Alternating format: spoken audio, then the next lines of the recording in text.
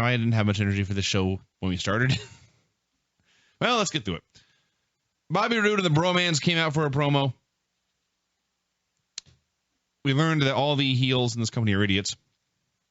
Roode said that he would soon be 10% owner of the company, and thus, things will be run his way. I didn't go to school in Canada. I don't know how they teach math up there, but 10% does not mean things get run your way. At all. It got worse. Austin Aries came out. He pointed out 10% is not a big piece of the pie. So Austin Aries knew this was stupid, but he had to go through it anyway. But he wanted a cut of that 10%. And the Broman said, we want some too. So all these guys wanted to take this tiny fraction of the company and splinter it even further. Austin Aries notes that 10% isn't much, and then he wants half. Yeah. MVP came out to announce the last member of his team. Dixie interrupted. They yacked for a while, and finally MVP said his last person was Jeff Hardy. And Dixie said, no. He walked out of the company, and I suspended him.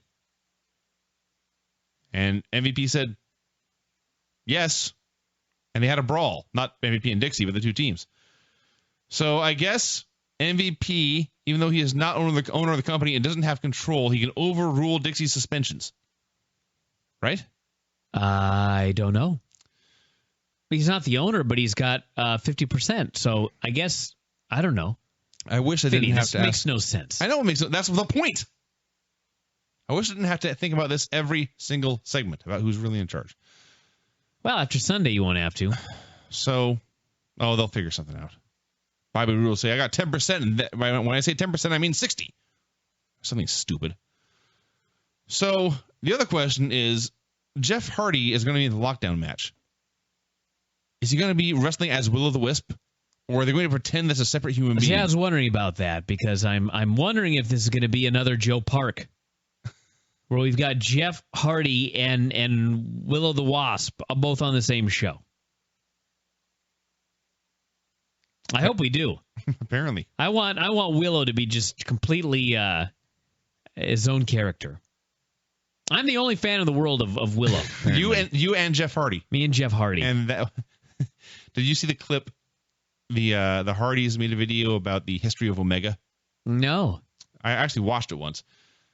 But one of the talking about Willow the Wisp, and I think as the ring announcer, but he describes Willow the Wisp as, and I quote, one of the greatest characters in the history of wrestling. Hey, I've been telling you guys that forever. Wait till you see Willow on Impact. It's going to turn this. We're going to have a new boom period when Willow debuts. Mark my words. So we had a 6-man elimination tag team match with the winning team getting the man advantage in lockdown. It was the Bromans and Bobby Roode versus MVP and the Wolves. This was so... Oh, my God. Look at all the new guys they've got here. You got MVP is new, Eddie Edwards is new, Davey Richards is new, and here they are. They're all in this match. Eddie Edwards is pinned in like 2 minutes. MVP is pinned by Bobby Roode with his feet on the fucking ropes. Everybody in this match came out of this looking like a geek. Yep.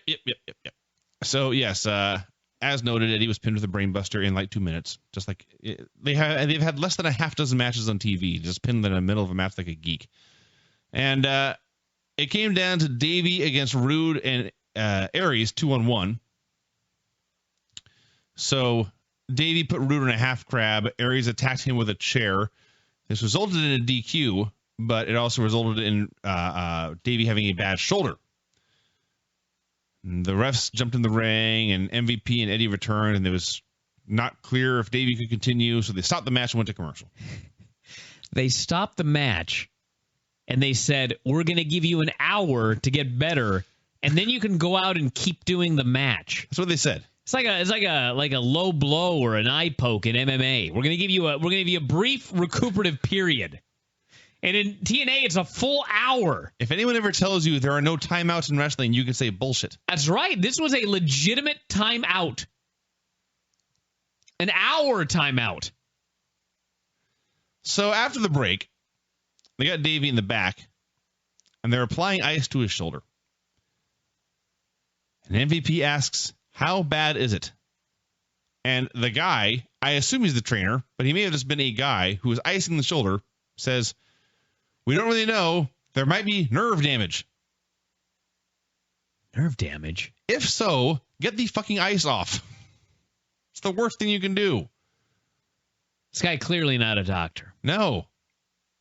And here is where they made the announcement that they had an hour to continue the match or forfeit. They announced Sam Shaw versus Mr. Anderson for Lockdown. Had a recap video of all of Shaw's behavior. He cut a promo saying he was going to do something beautiful in the ring. This was a lie. Man, if I were Sam Shaw and, I had to play a creepy gimmick because I look creepy. You know what I mean? Like, hey, Sam, you know what? You look kind of creepy. We're going to make you a creep. You skeeve everyone out. Yeah. We're going to work with this. This poor guy. It's going to haunt him for the rest of his life. He'll never get a date. Sam Shaw versus Eric Young with Mr. Anderson at ringside just because. Shaw's gimmick is that he's a stalking, murdering person. So his offense is all choking. Stalking, murdering person. That's the best I can do. I don't have a better. Am I wrong? You're not wrong. No. You're not wrong. So yeah, all he does is choke people. And they brawled on the floor, and he attacked Anderson and choked him out with a standing side choke. This stupid standing fucking head and arm choke. I'm so sick of this move. It's so stupid. Could it be like he gets the guy to the ground and he maneuvers into it? The standing head and arm choke.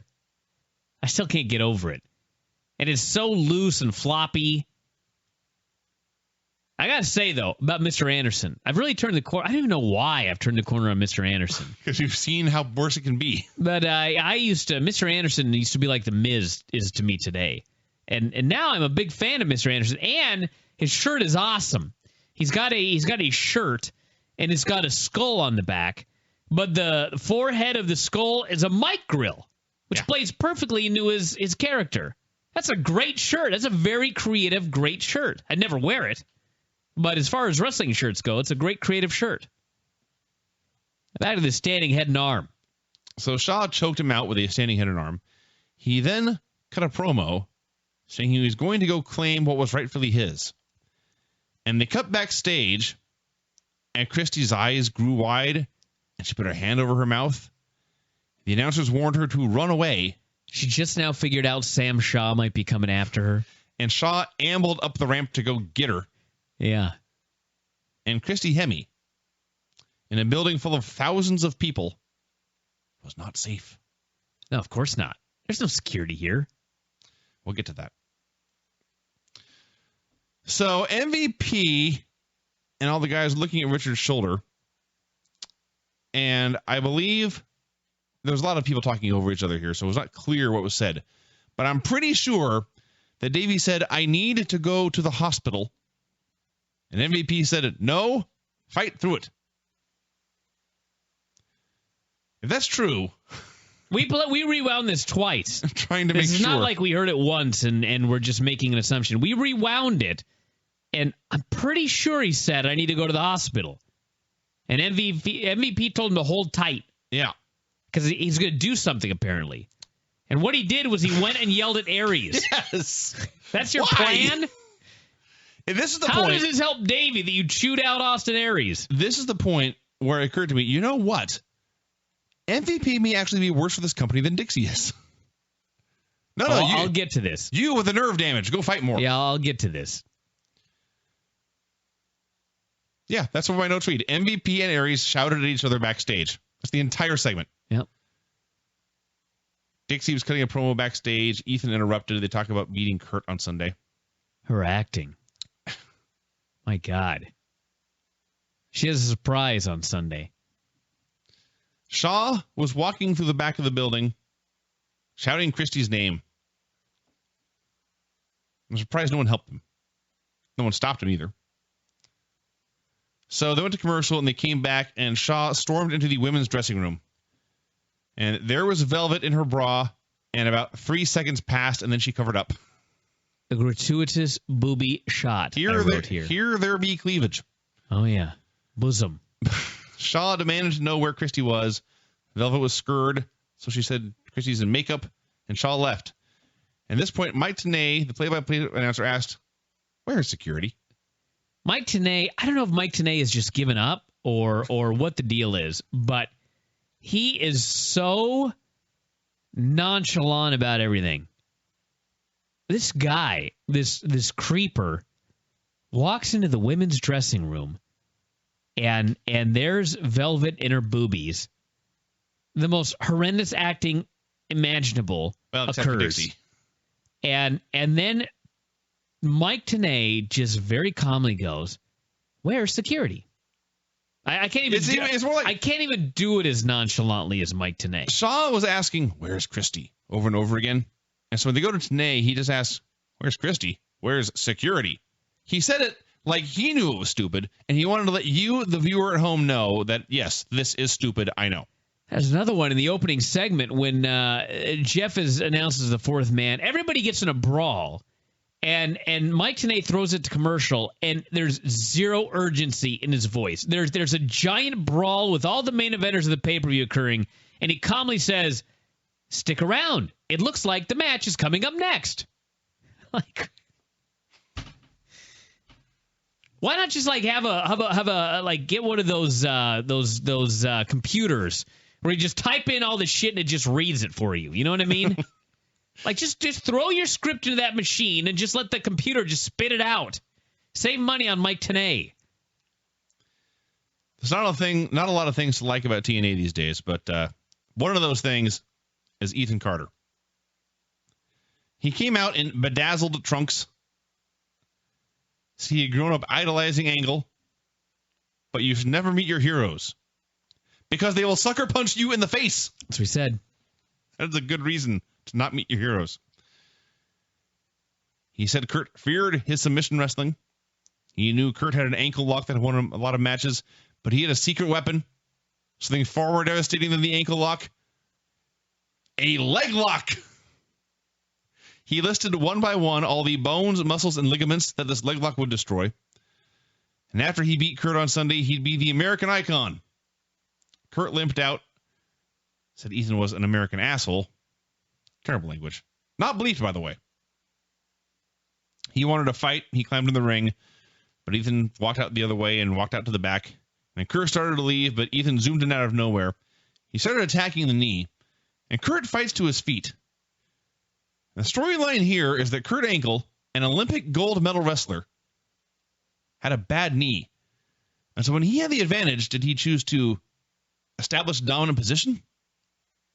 Grab some sort of hold? No. Kurt Angle turned his back and gimped away. I don't want to shock you, but this tactic failed.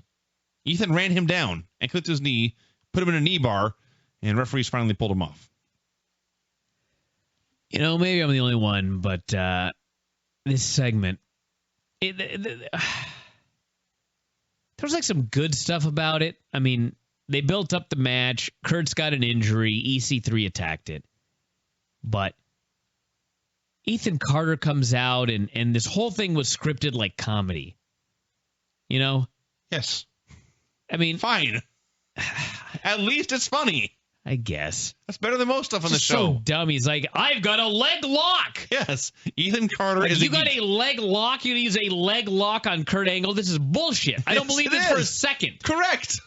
Can't he just come out here and say, "I got a secret weapon," and he sucker punches or jumps Kurt from behind and he puts him in this leg lock? And the others are like, "Oh my God, where did he learn this leg lock? He's tearing out Kurt's ankle." Like, how about we make Ethan Carter a threat? Right? They could try. Because I've been watching this television for a long time, and Ethan Carter is not a threat. He's a geek. Yeah. He needs help to beat geeks. He's no good. Everything is handed to him by Dixie.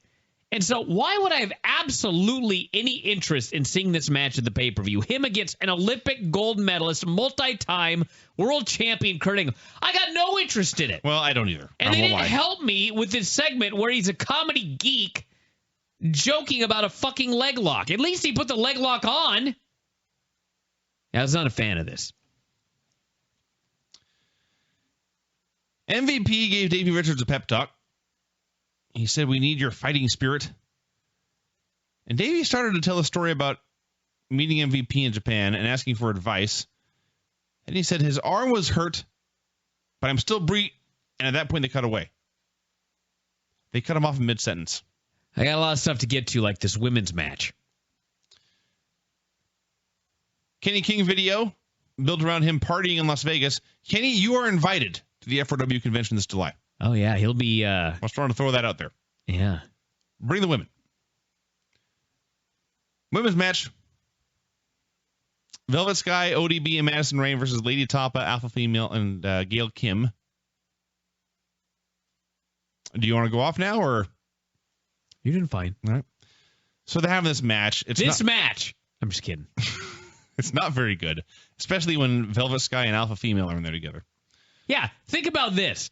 You've got Gail Kim, the Alpha Female, and Lady Tapa against Velvet, Madison, and ODB. 6 girls. And obviously, the babyfaces have to make a comeback. And so who do they choose to be the babyface making the comeback? Why, Velvet Sky. And who do they choose to oppose her during this comeback? The Alpha Female. Of all available options, the only one that would have been worse is Velvet and Lady Tapa. Literally, that's the only worst combination. I couldn't believe this. I mean, I could, but... So, everyone except Velvet brawled outside. And then Chris Sabin jumped in the ring. Yeah. Because what this show needed was more man-on-woman violence. Sabin berated her, called her a stupid skank, poked his finger in her chest, threatened her with a chain. None of this was a disqualification. Ref just stood there.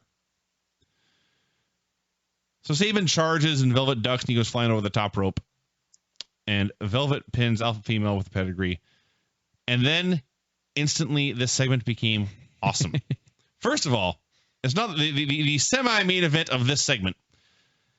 As the ref counted 3, the world's largest Velvet Sky fan, a skinny geek in a plain white t-shirt and glasses, he leaps to his feet. Oh, yeah. And the ref counts 1, and he pumps his fist once. And the ref counts 2, and he pumps his fist twice. And the ref counts 3, and he does like the end of a 1980s movie, leaps high in the air, thrusts his fist as hard as it'll go, and just goes, yeah! Oh, yeah. Velvet won. Woo! We need more guys like this. That is true. That's true. Now, that was not the best part of this, which is amazing. We mentioned earlier that Mike Tenay no longer gives a fuck. You know who else doesn't give a fuck? Chris Sabin. Sabin could not care less. Chris Sabin jumps in the ring over Alpha Female. He drops down on his knees. And he throws his hands out to the side. And he looks to the heavens and screams, "Why?" Over and over again. Yeah. Overacting this to the ultimate degree. That was it. It was great. He's screaming over and over, "Why?" Alpha Female got pinned with a pedigree. I don't know why. I don't know why. Chris, if you're listening, I don't know why. I've been asking the same question now for 12 years. I don't know why. Willow the Wisp promo. Exactly the same thing he's done before. I like Wallow the Wisp. Wallow the Wasp. Wallow the Wasp. How about Wally? Wally the Wasp. Wally the Wasp. All right, done. Oh, Sam Shaw. Oh, my God. Okay. How about an arrest? How about a restraining order? Anything. Is this that difficult? Could they at least explain that in the UK she was unable to get a fucking restraining order? No, that wouldn't be good enough. That would still mean every single person on the TNA staff hates Christy Hemme so much they won't warn her this man is coming to kill her. Well, to be fair, we don't know that. Maybe he's just coming to talk things out. Strongly implied. So Shaw goes into makeup to kill her. He opens the door, and there's a shock of bright red hair. And And the person with the hair stands up and turns around and is Mr. Anderson in a wig. And Shaw just stands there. And Anderson removes his wig, and Shaw stands there. Anderson says, "Hello," and Shaw just stands there.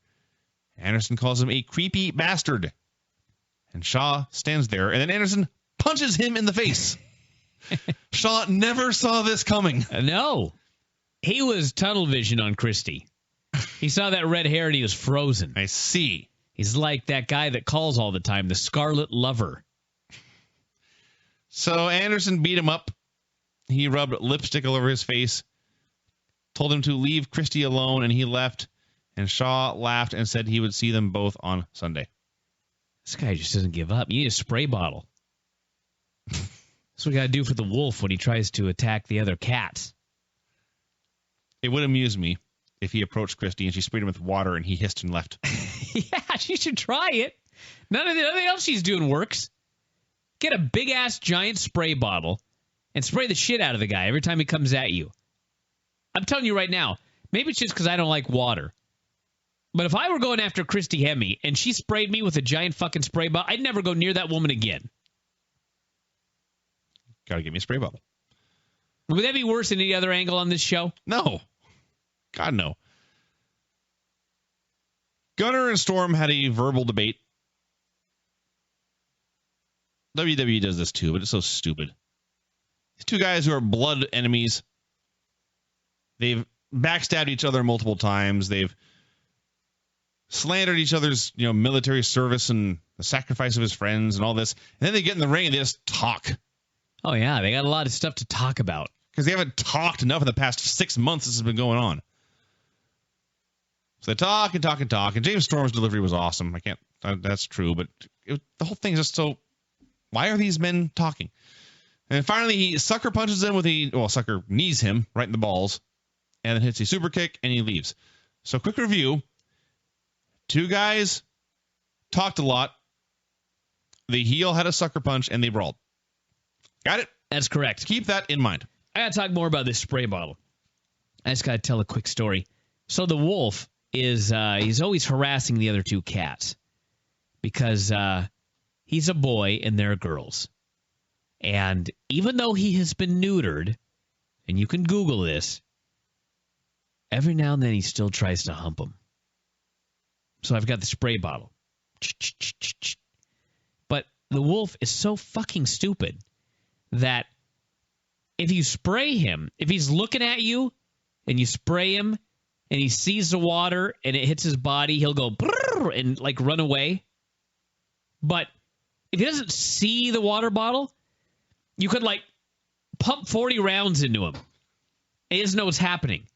And he just ends up completely drenched. He's completely drenched with water. And then he finally turns around and looks at you and he realizes he goes brrr and runs away and just freaks out. It's like, the water doesn't even bother you unless you know that you're being sprayed with the water. You know what I mean? Mm-hmm. Have you seen this when I just, pump 40 rounds in this poor little guy? I haven't, but I can imagine Wolf doing this. Oh, yeah, he's so dumb. I love the cat, but he's just so dumb. Snork and Tiggy are extremely intelligent. Too smart for their own goods. And then there's a wolf who's just this poor guy. He's the only boy in the house. He's horny all the time. They don't let him get near him. And he's stupid. I don't know what you can do. That covers it. We feed him. That's about the best we can do. We feed him and give him a roof. Rude came down to the ring. Said, look, your hour's up. Count this fucker out and give me the win. So the ref starts to count. 1, 2, 3. He gets to 8. And Davey's music hits. And so he stops counting. So if your music is in the ring, you can't be counted out even if you are not in the ring. And in fact, still up on the stage. Referee's discretion, Vinny. I thought this was dumb. And if I was Bobby Roode, I would file a grievance. File a protest. This must be changed. Justice must be done. So Davey came out with his taped shoulder. Can I say something about this? Yes, that's what we're here for. So let's think about this for a second. MVP wants the man advantage on Sunday, right? Yeah. Why? Because it'll give you a more likely to win that match. Because he'll have the man advantage. Mm-hmm. So one of his guys suffered a shoulder injury, maybe nerve damage. So he's so concerned about not having the man advantage that he sends his fucking guy out injured when you know that the opponent is just going to beat the hell out of the guy and injure him even worse, right? Right. So is he not sacrificing a man in order to attempt to get a man advantage? Yeah. Why wouldn't you just forfeit and let the guy heal and be ready to go on 100% for Sunday? I say again, he may be worse at this job than Dixie is. Maybe they could have done a deal where Davey and MVP are having this exact same argument on television, where Davey is like, God damn it, I'm going to go out there and fight for this fucking man advantage. And MVP is like, dude, no, you're hurt. If you go out there, all you're going to do is get hurt even worse. Maybe we'll get the man advantage, but you're already at a disadvantage right now. So why don't you just go to the hospital, heal the best you can. We lose the man advantage, but at least we're all healthy going to the... And Davey's like, God damn it, no, I'm going out there. And he's like a fighting babyface who won't listen, and he just goes out there. Wouldn't that make the guy a better babyface than Davey in the back going, man, I really need to go to the hospital? And MVP going, no, you got to go out there. That would have been so much better than what they did. For a variety of reasons. And sure as shit, the storyline is the guy goes out, he gets his ass handed to him, and his shoulder's injured, and he gets submitted in the middle. Yeah. So Rude and Davey had a match. It was really good. It was really fun, but boy, this was stupid. Davey Richards tapped out in the middle of the ring. Clean in the middle. Tapped out.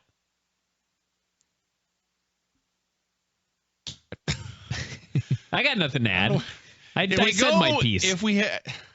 I realize the heels had to win the man advantage because it's locked down. And now you have the story of Davey going in. That's not the issue. The heels should have won the man advantage. Yeah, I know. You're not. The point is, there are dozens, perhaps hundreds of ways to get there better than this. And the one you just had that you thought of on the fly as we were going along here, spur of the moment, of MVP stopping Davey from wrestling and overruling him, that's better. That'd have been much better. So.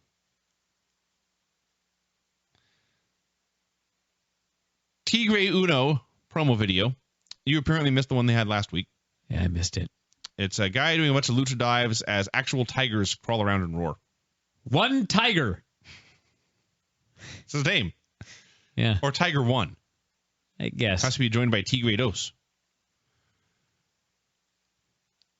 I'm going to read my notes here. Magnus confronted Dixie and basically asked how they were going to cheat against Joe. She dismissed him as a waste of time and told him to go win a match on his own. Magnus was appalled. What a stupid segment. Yeah. Yeah. Can heels be threats? You know, there's a lot of ways to get heat in this business. Besides just your heels are all top to bottom pussies. Yeah. And they can only win by cheating. It's okay if like one guy is like that, maybe a couple of guys, but all of them? I don't know. I've been watching a lot of 1980 stuff on the network. A lot of Ric Flair. And Ric Flair, I know you look at his one-loss record, and he quite often retained his title by losing by DQ all the damn time. But when he was carrying himself, he feared no man. He said he was the best wrestler ever. Line them up one by one, and he'd name them all off, and he would beat them. Yeah. He was prove he was superior. In his mind, when Ric Flair cheated, he wasn't really cheating. He won fair and square. Yes. Maybe he had to be a little underhanded about it, but he beat the guy. He was not a coward. No, Ric Flair was not a coward. Ric Flair was, in his own way, a fighting champion. Like I say, he feared no man. Magnus is a complete coward who has no self-confidence. None. He's a weak-willed coward who doesn't think he can win a fight on his own, and he's lots of help from his friends just to survive.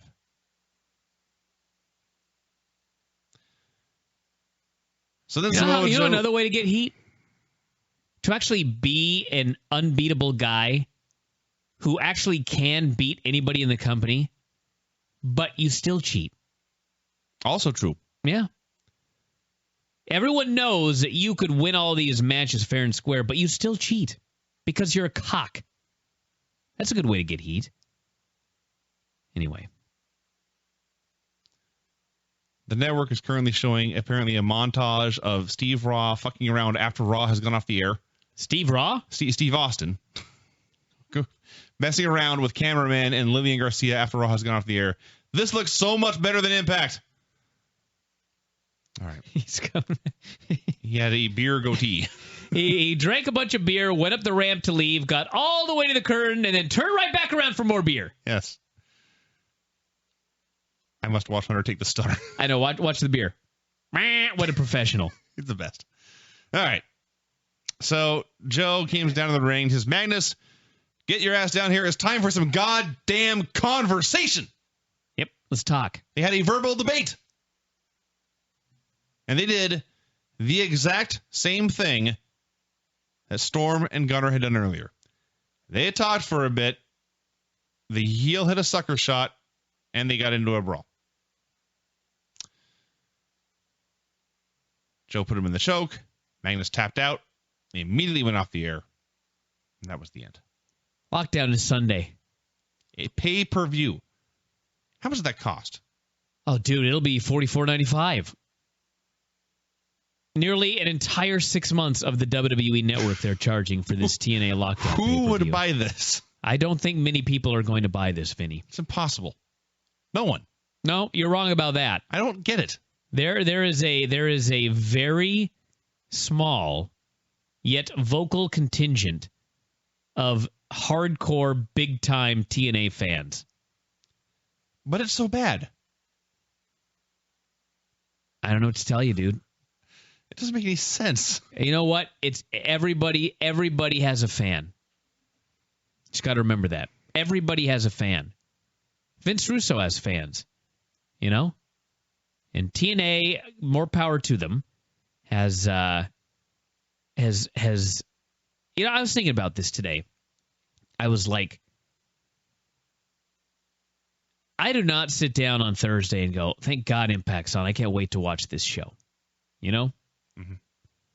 And sometimes I think, should I really be reviewing it as a guy who does not look forward to Impact, or should I watch the show and for all the people that are so excited about Impact, just like review it and talk about how great all the bad segments are? It's actually, I can't even explain what I was thinking, but at the end of the day, I just I don't know. I mean, we just gotta review it, right? It's our job. That's my viewpoint. It's not my idea of a wrestling show these days. It's like my dad used to say, if it was supposed to be fun, they wouldn't call it work. Yeah. I have to work to watch Impact. It is. I don't even know what to do. I don't know if there's any way to remedy this thing. It's just I don't know. It's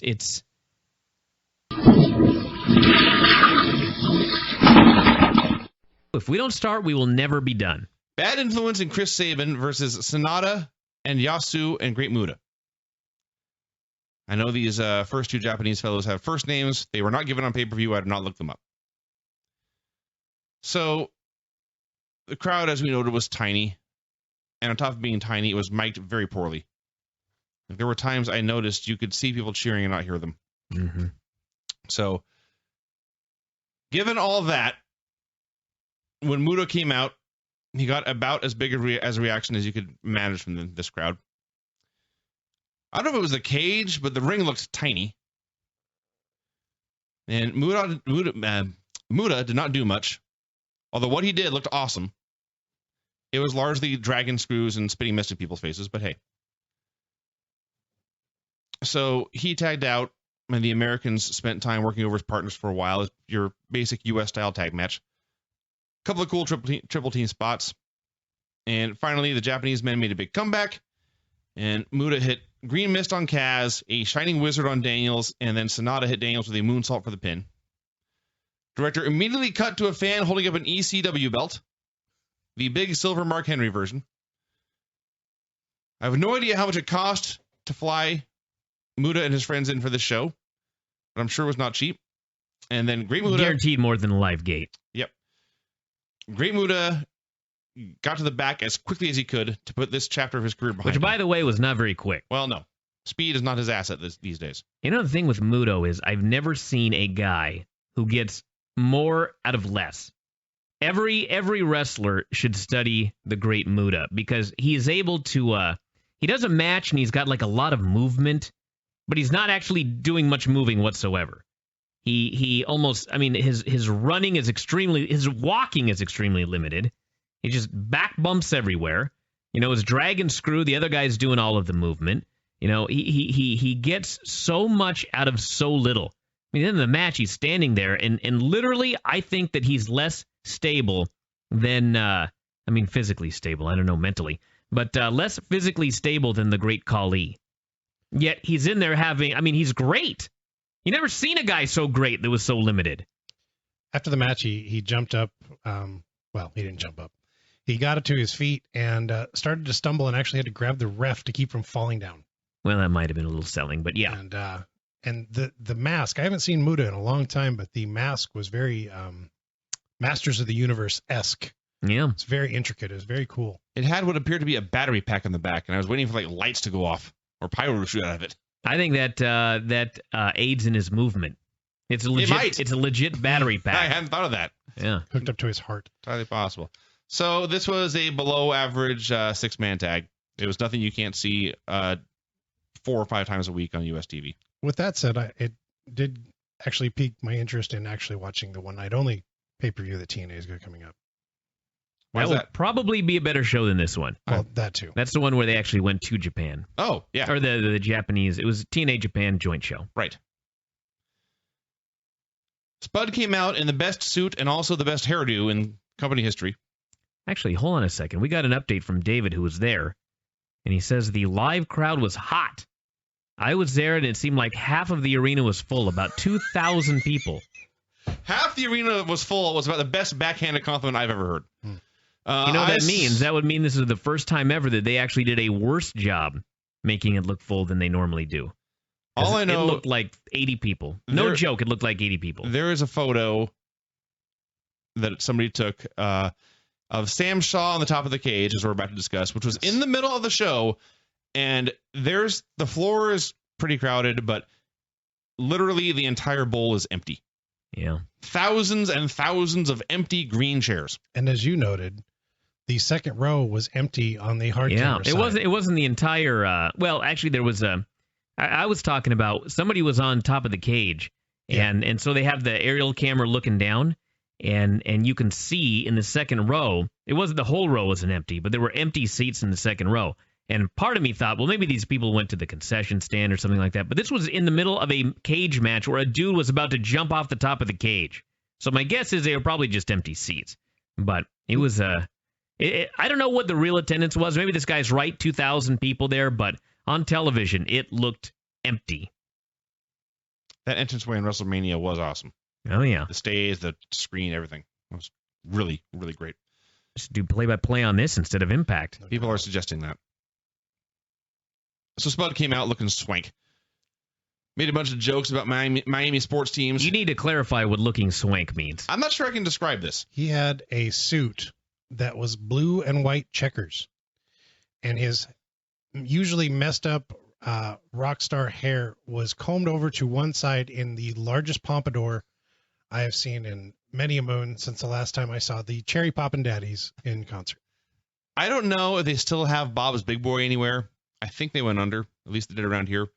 But the statue out in front that you always saw in front of Bob's Big Boy, that's the hairdo Spud had. Oh, yeah. Yeah. I thought that he should have kept his old hairdo, but you like that one. You like this one better. I like this. Maybe after a while the novelty wore off. Because Spud's old hairdo was fabulous. That's true. But I thought this was great. I do have to say that I used to be more impressed with these tuxedos than I am now, because Chris Daniels came on the show, and he alerted me to brightcoloredtuxedos.com. And I found out that you can get, for example, a red tuxedo for just $219. That kind of kills the gimmick. That's pretty darn I looked cheap. at these suits. I thought you had to be a millionaire to have them. Let's get him for Vince's wedding. Although I don't see he had a checkered one here, which I don't see up there. So I don't know where he got that one. Actually, I will. Do they have checkered? Yeah, which one of these am I allowed to wear for your wedding, Vinny? They got a yellow one well, here. You two are groomsmen, so your uniforms are decided for you, I'm afraid. Oh, However, I will give you a teaser. My Bridget's nephews, so I guess technically they're not my nephews yet, but they will be. They're going to be ushers, and they are, in fact, getting their gear at brightcoloredtuxedos.com. Nice. Really? Well, why can't we? Because my mother will kill you. We can still wear our cuffs. She's listening right now, so I better... If you want to wear it to the after party, that's great. Get a top hat. You know what's funny is, the one tuxedo here that's out of stock? Black.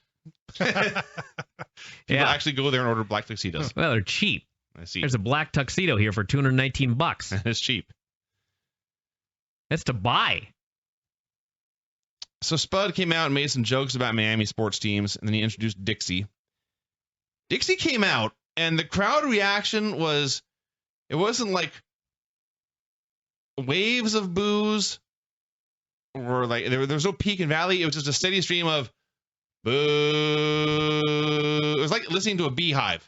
Yeah. It was boo. They never got louder. They never got quieter. It sounded. It may have been Willow the Wisp. It sounded outside. like piped-in noise. I stole Craig's joke. Yeah.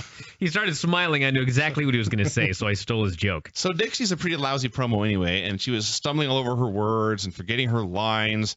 She's lousy, but she's like hilariously lousy. And just wasting all this time talking about LeBron James and You blah, suck blah, Dixie blah, blah. chants. The crowd did at one point chant, "You suck Dixie," which is by far the highlight of this. And she made some claims like going to New York, and as my notes here read, getting or doing something or someone to guarantee her team would win tonight. Yeah. Getting or doing? Basically. She said Jeff Hardy was still suspended. She had hired extra security to ensure he never entered the building. This sucked. Yeah. Just think, they had security that wasn't going to allow Jeff Hardy in the building, but Willow the Wisp managed to just waltz right in. Don't underestimate magical powers. That's right. I hadn't thought about that.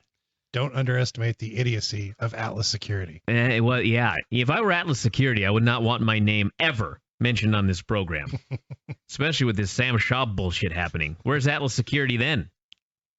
Borash was backstage with Velvet Sky, who was answering questions on Facebook. I hope your mom's not listening. Based on how Velvet was describing her actions here, I believe she was doing sex chat. Right. And Eric Young was answering questions on Twitter, hopefully not doing a sex chat. I'd like to note that she was wearing her R2-D2 one-piece dress. Nerds are sexy. Some of them. All right. Sam Shaw versus Mr. Anderson. So Christy had done ring announcing for the first match. This segment. She was nowhere to be found here. And in fact, Borash, who had just been seen backstage with Eric Young and Velvet, was now on the floor. Teleportation. He's quick. He has Willow the Wisp's teleportation powers. Mm-hmm.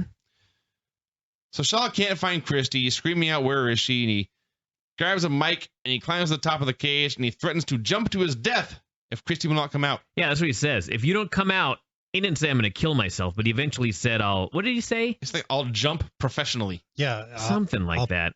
I'll professionally end it. Yeah, I'll end it. Yeah. I'll end it. I was like, end this gimmick. The show. Anderson came out instead. Can we talk more about this guy? Must we? Shaw or Anderson? Goddamn gimmick. What is Sam Shaw? Is he a wrestler? No. Is he a stalker? He is. Because he has no gear. I was watching some network stuff from early 90s WWF when everyone had a day job and they wrestled on the side. Yeah. They were all pig farmers or race car drivers or roadies or whatever. This guy's day job is he stalks women? His day job is that he's a serial killer. And as a hobby, he wrestles professionally. So who employed him? Dixie. Fuck this work environment. This guy hasn't been fired yet. This guy is stalking the ring announcer. Yeah.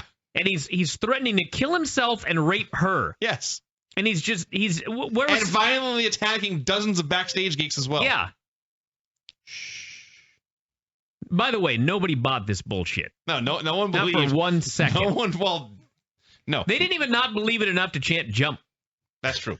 No one believed that Sam Shaw was going to kill himself here by jumping off the cage. So Anderson came out and he made a deal. This was his offer. If you climb down, I'll beat you up. If you don't kill yourself, I will kick your ass. Sold. That is exactly what happened. Can suicide counselors actually say this kind of thing? That's how you talk a guy down. I suddenly want this job. Hey, Anderson got a day job now. Don't he jump, talks sir. Guys off buildings. You climb down off that You come ledge, off that building, I'll beat your ass. I will beat the crap out of you. Even. Very effective. Shaw accepted. It worked. So, for some reason, the rules changed in every single match. The first match had pinfalls. This match was escape only. Christie walked out at a completely random point cheering for Anderson. Random point meaning 1 minute after the bell rang. Yep. I will say we all expected the exact same thing, and they didn't do it. Yeah. We all expected her to screw Mr. Anderson and join Sam Shaw. That could still be coming. This, and it may still happen, but we expected this specifically because it was completely illogical and not surprising. And that's how TNA swerves usually work. Speaking of illogical, this Sam Shaw fella comes out. We never talked about his gear. I'm over his gear. He comes out. Well, we can talk more about his gear. It's non-existent. He's dressed like a creep. He's getting his gear at imacreep.com. But darkcoloredcreeps.com. Exactly. Dark. And I mean the clothes, everyone. The dark-colored clothes. Fucking idiot. Well, let's see. We're talking about bright-colored tuxedos. I see. That's where I was going with that. That's where I was going with that, everyone. Anyway, comes out dressed like a dark-colored creep. Sorry, Robert. In Vinny's, so he comes out in this stupid outfit to have a wrestling match. And so he immediately scrambles to the top of the cage because he's going to jump, right? Yeah. Okay.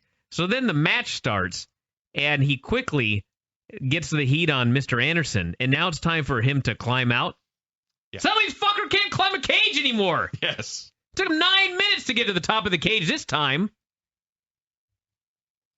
CM Punk chants. Yes chants. Yep. The worst fucking back superplex I've ever seen. Nearly killed this. Sam Shaw, I'm sure the guy is a nice guy. The gimmick sucks, but I don't like to see anybody get hurt. He was nearly killed with a back superplex. Anderson was like, I'm just going to lift you up and drop you on your head, And Anderson I'll land on landed- my feet. Unreal. So, keep in mind the rules are first one out of the cage wins. Mm-hmm. Very simple. You'd think. Very cut and dry. Nothing's cut and dry. But in TNA, this match needs a ref bump. Yeah, let's talk about this ref bump. Through the cage. Okay. So the door's locked, and a guy can walk up and say, "Can you open the door so that I can escape?" Right? Yeah. So who is the referee in charge of opening the fucking door? Earl The Hebner. oldest ref on the face of the earth, Earl Hebner, who has to put a small key into an even smaller hole. He couldn't even Completely see it. unable to do it. Fumbling around, which I guess is probably part of the storyline, but it makes the company look incompetent. And then he gets bumped and falls down to the ground. Heck of a bump, too. I guess. I thought it was awesome. For Earl, that was pretty darn awesome. He fell down. He landed on his feet and sat down and rolled. He Anyway, took a bump off of the steps and then let's get to the I thought it was best part of pretty this tremendous. match. Let's not bore the listeners. All The right. best part of this match. All right. So the cage is locked. The ref is down. So Anderson can't get out of the cage to escape. So he decides to climb over. But before that, I forgot about this. He's got Shaw laid out in the corner, and he's yelling at him. And as he's yelling at him, his gum falls out. By the way, yelling right into his ear at the top of his lungs. That hurt worse than the back superplex. I'll bet you anything. Sam Shaw was flinching as he was getting Yeah, he his... just screamed right in his ear, So loud as Anderson he could. picks up his gum, and not knowing what else to do, he sticks it in Shaw's ear. Yes. I love Mr. Anderson. That's all it took for you. Totally. I've turned the corner on him like It's been a couple weeks. it was the Bully Ray feud. I really turned the see. corner on I him, but see. he's just awesome now. So He doesn't care one fucking bit. Stockley gum in Shaw's ear. He climbs over the cage to escape, but just as he's finishing going over the cage, Shaw looks around, and they've got these holes in the cage, theoretically to shoot the camera through. You know, because they got a camera the size of a telescope. And this hole is enormous. Size of the Hubble telescope could go through this fucking hole. Probably 2 feet by 3 feet. So Shaw reaches through it, hole. and he grabs Christy and yanks her into the ring. Yeah. This is the worst cage I ever saw. The hole is bigger than the door almost. They were playing tug of war with Christy at one point. There were, and as you saw throughout the show, many ways to get the cage was supposed to be stop anyone from getting in or out. And as we saw throughout the show, there were many ways to go over, around this cage. You could just go through the thing as well. Mm-hmm. You don't need the door. Don't need to go over the top. You don't need to go through the mat. No, go through the big giant hole in the side. Yeah, just go right through that hole. Poorly built cage. So Anderson had to pretend he could not climb through this hole. He had to try to get the key from Earl. And finally he got it open and climbed in there and got Christy out, but then Shaw choked him out. And Christy went away, and Shaw went after her, and we never saw them again, so presumably he raped her. And as my note to read, nobody could possibly have been happy to pay for this. This sucked. Have we mentioned the finish? Of this? Of the match, yeah. I thought in detail, I thought we just did. Did we? Okay. No, we didn't even talk about the most important part here. Well, I'm not sure which is the most important. The rules was first guy out of the cage wins. Yeah. Mr. Anderson spent like a minute walking around the floor of the building. Mm-hmm. He tried to get the key from the ref. He tried to climb through the hole. He went back to get the key from the ref. He finally got in. He got the key from the ref, but the ref still could not determine that he was on the floor. Earl never saw him. He had a really long arm. So Shaw climbs out, and Shaw was declared the winner. Sam Shaw won this match. Yep. He was the victor. Because it's very important who got their hand raised. Because no one in the middle of this could see, or Earl could not see Anderson on the floor. No one working there could say, hey, Earl, Ken was walking around. He went to the locker room and back. This is not like on a disputed 3 count where you could say, oh, his shoulder was up a sliver. It is idiotic to pretend that Mr. Anderson did not win this. Stupid company. Rude's lockdown team had an argument, and they said Aries would start, and he said fine. EC3 came out for a promo. He may be the most over guy in the company. I don't know if you can tell, but his music starts with the guy saying trouble over and over again. And the whole front row had signs reading trouble. Mm-hmm. So they told him he couldn't wrestle. He said, I disagree. I'm very good. There was the constant whistling that never ever went away. The show may have been filmed in a birdcage. He said, Kurt Angle had lost his heart. He used to do an open challenge to anyone on the roster. Bobby Lashley came out. Ethan said, you are not on the roster. Now get out of here before I hurt you like I hurt Kurt. And then Lashley power slammed him and hit a spear. Bobby Lashley remains enormous. He's a big fella. You know you're big when that's all Taz can talk about. I don't have anything to add. That's fine. Craig. I've got... Velvet Sky was shown backstage, typing intently. Great concentration. Magnus cut a promo backstage. He noted he had to do it by himself because Christy wasn't there. Actually, he didn't make that clear. He just said for reasons... he said something. He didn't even mention Christy. We were supposed to just know. Which thankfully you did, because I didn't. I was like, what the fuck's he talking about? Yeah. They throw out the format or something? So he talked a long time to plug a match we had already bought. Said he didn't look or behave like an animal, but he was very dangerous and backed into a corner. Mm.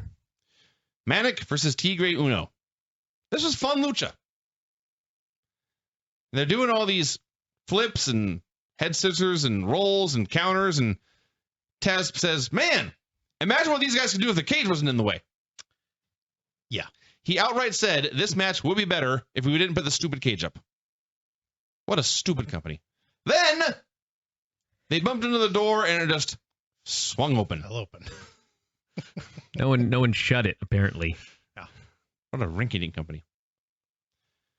So they did a very, very, very, very long series of spots and counters, and finally Tigre grabbed Manic. I guess it was supposed to be a suplex. T-bone suplex. Sure, but he didn't get him even halfway over and just spiked him right onto his head. Mm-hmm. And he went up top and hit a corkscrew 450 for the win. Everybody in the room at once. Just, oh my God. He right on top of his head. It looked like he just killed poor TJ Perkins. I don't want to say anything negative about this match because I enjoyed it, but it's 2014, and you cannot just have a cold match on a pay-per-view. When was the last time we saw Manic?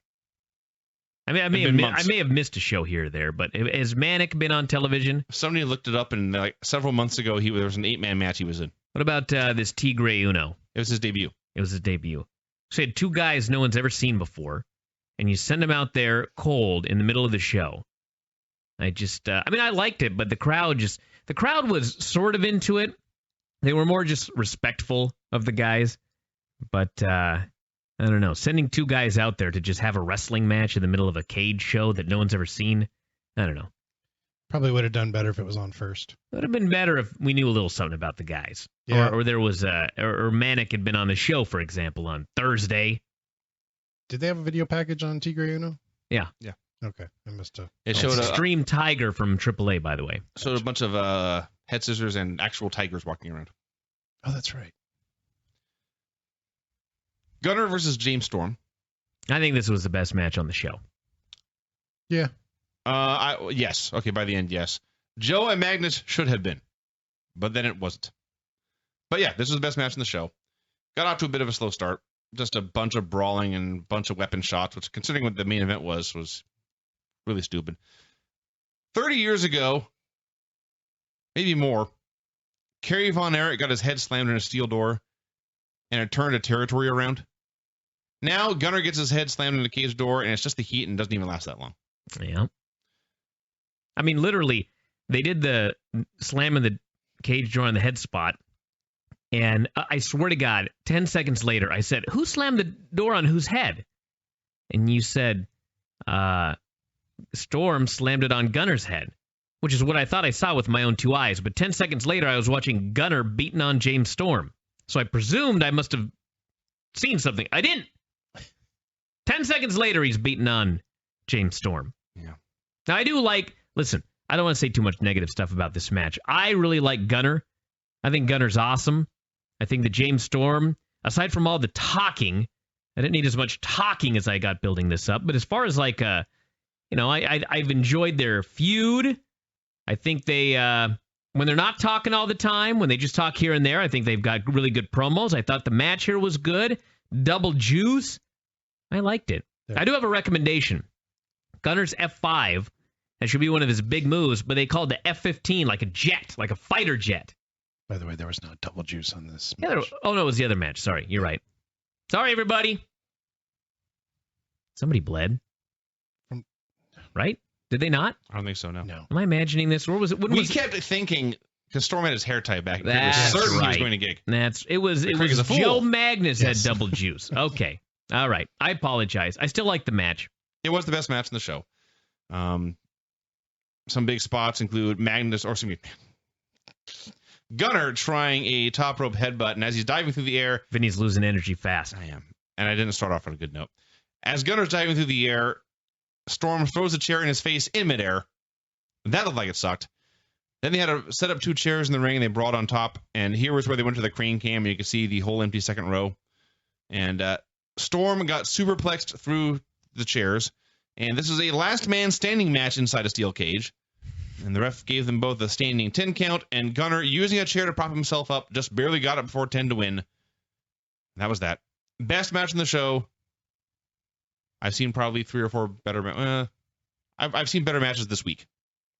I liked it. It was good. There's nothing wrong with the match. Up to this point, the pay-per-view was actually pretty watchable, aside from the Sam Shaw ridiculousness. I was not hating the show at this point. Yeah, it's the next two matches where everything fell off the cliff, Vinny.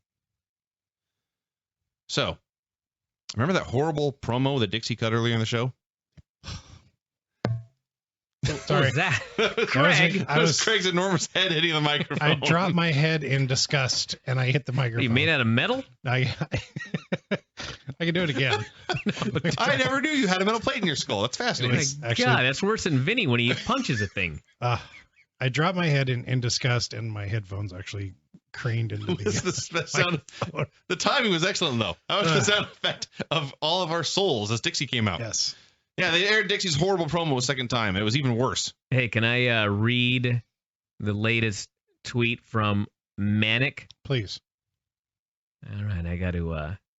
Now I got to find it. I got it here. Okay, go ahead. Via Emerson Whitner, he says Manic's tweet reads, "International killer, but all I am is filler. Back to the bench." Wow.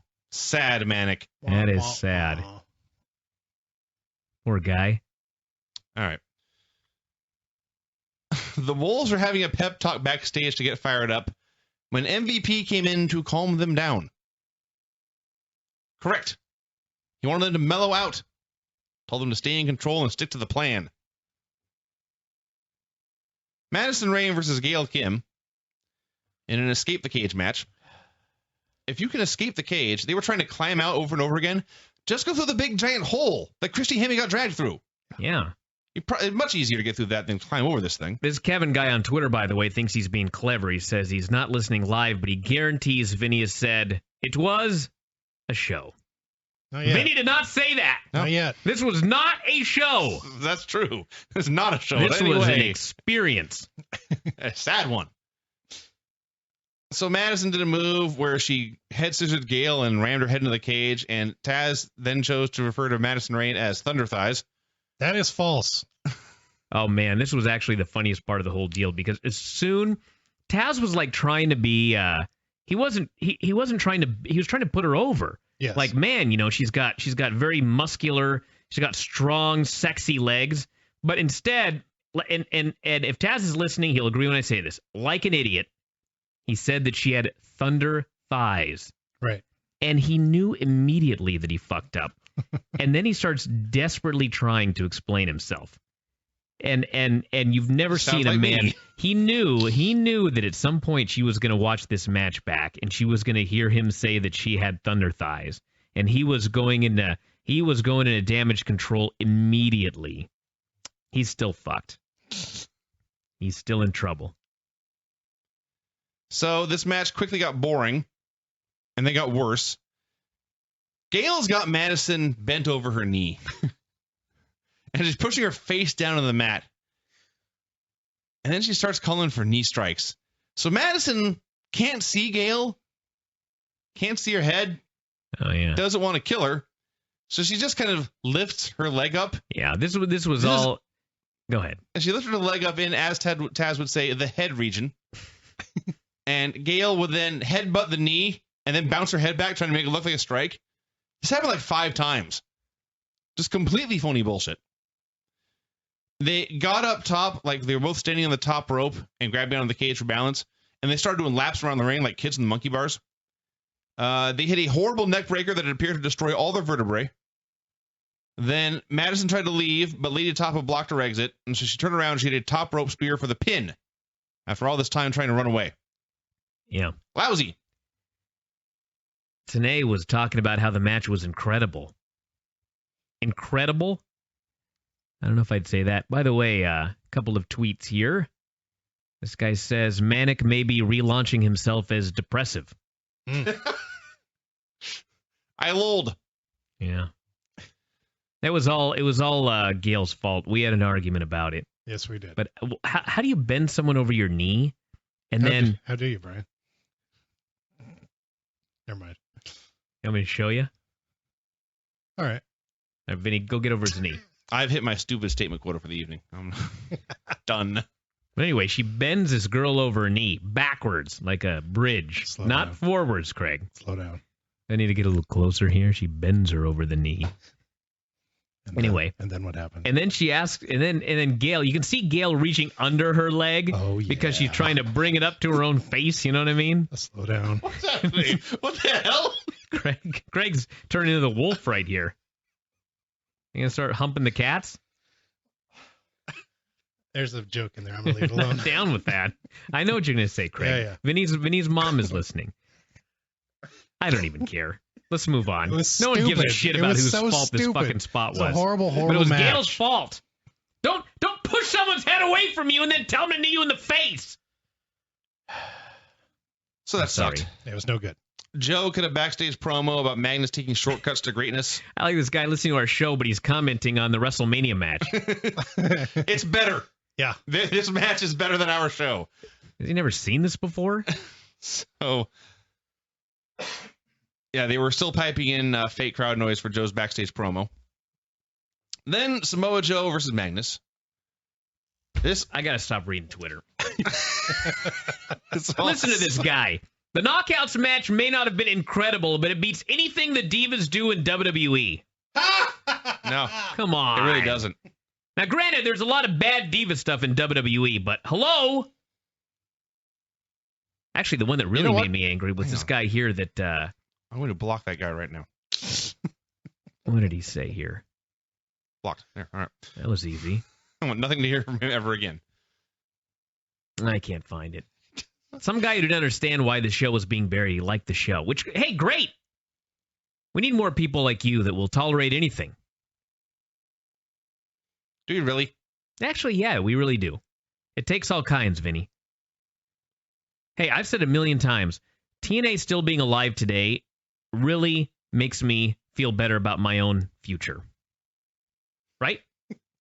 I mean, there's an audience for anything. Clearly. Sure.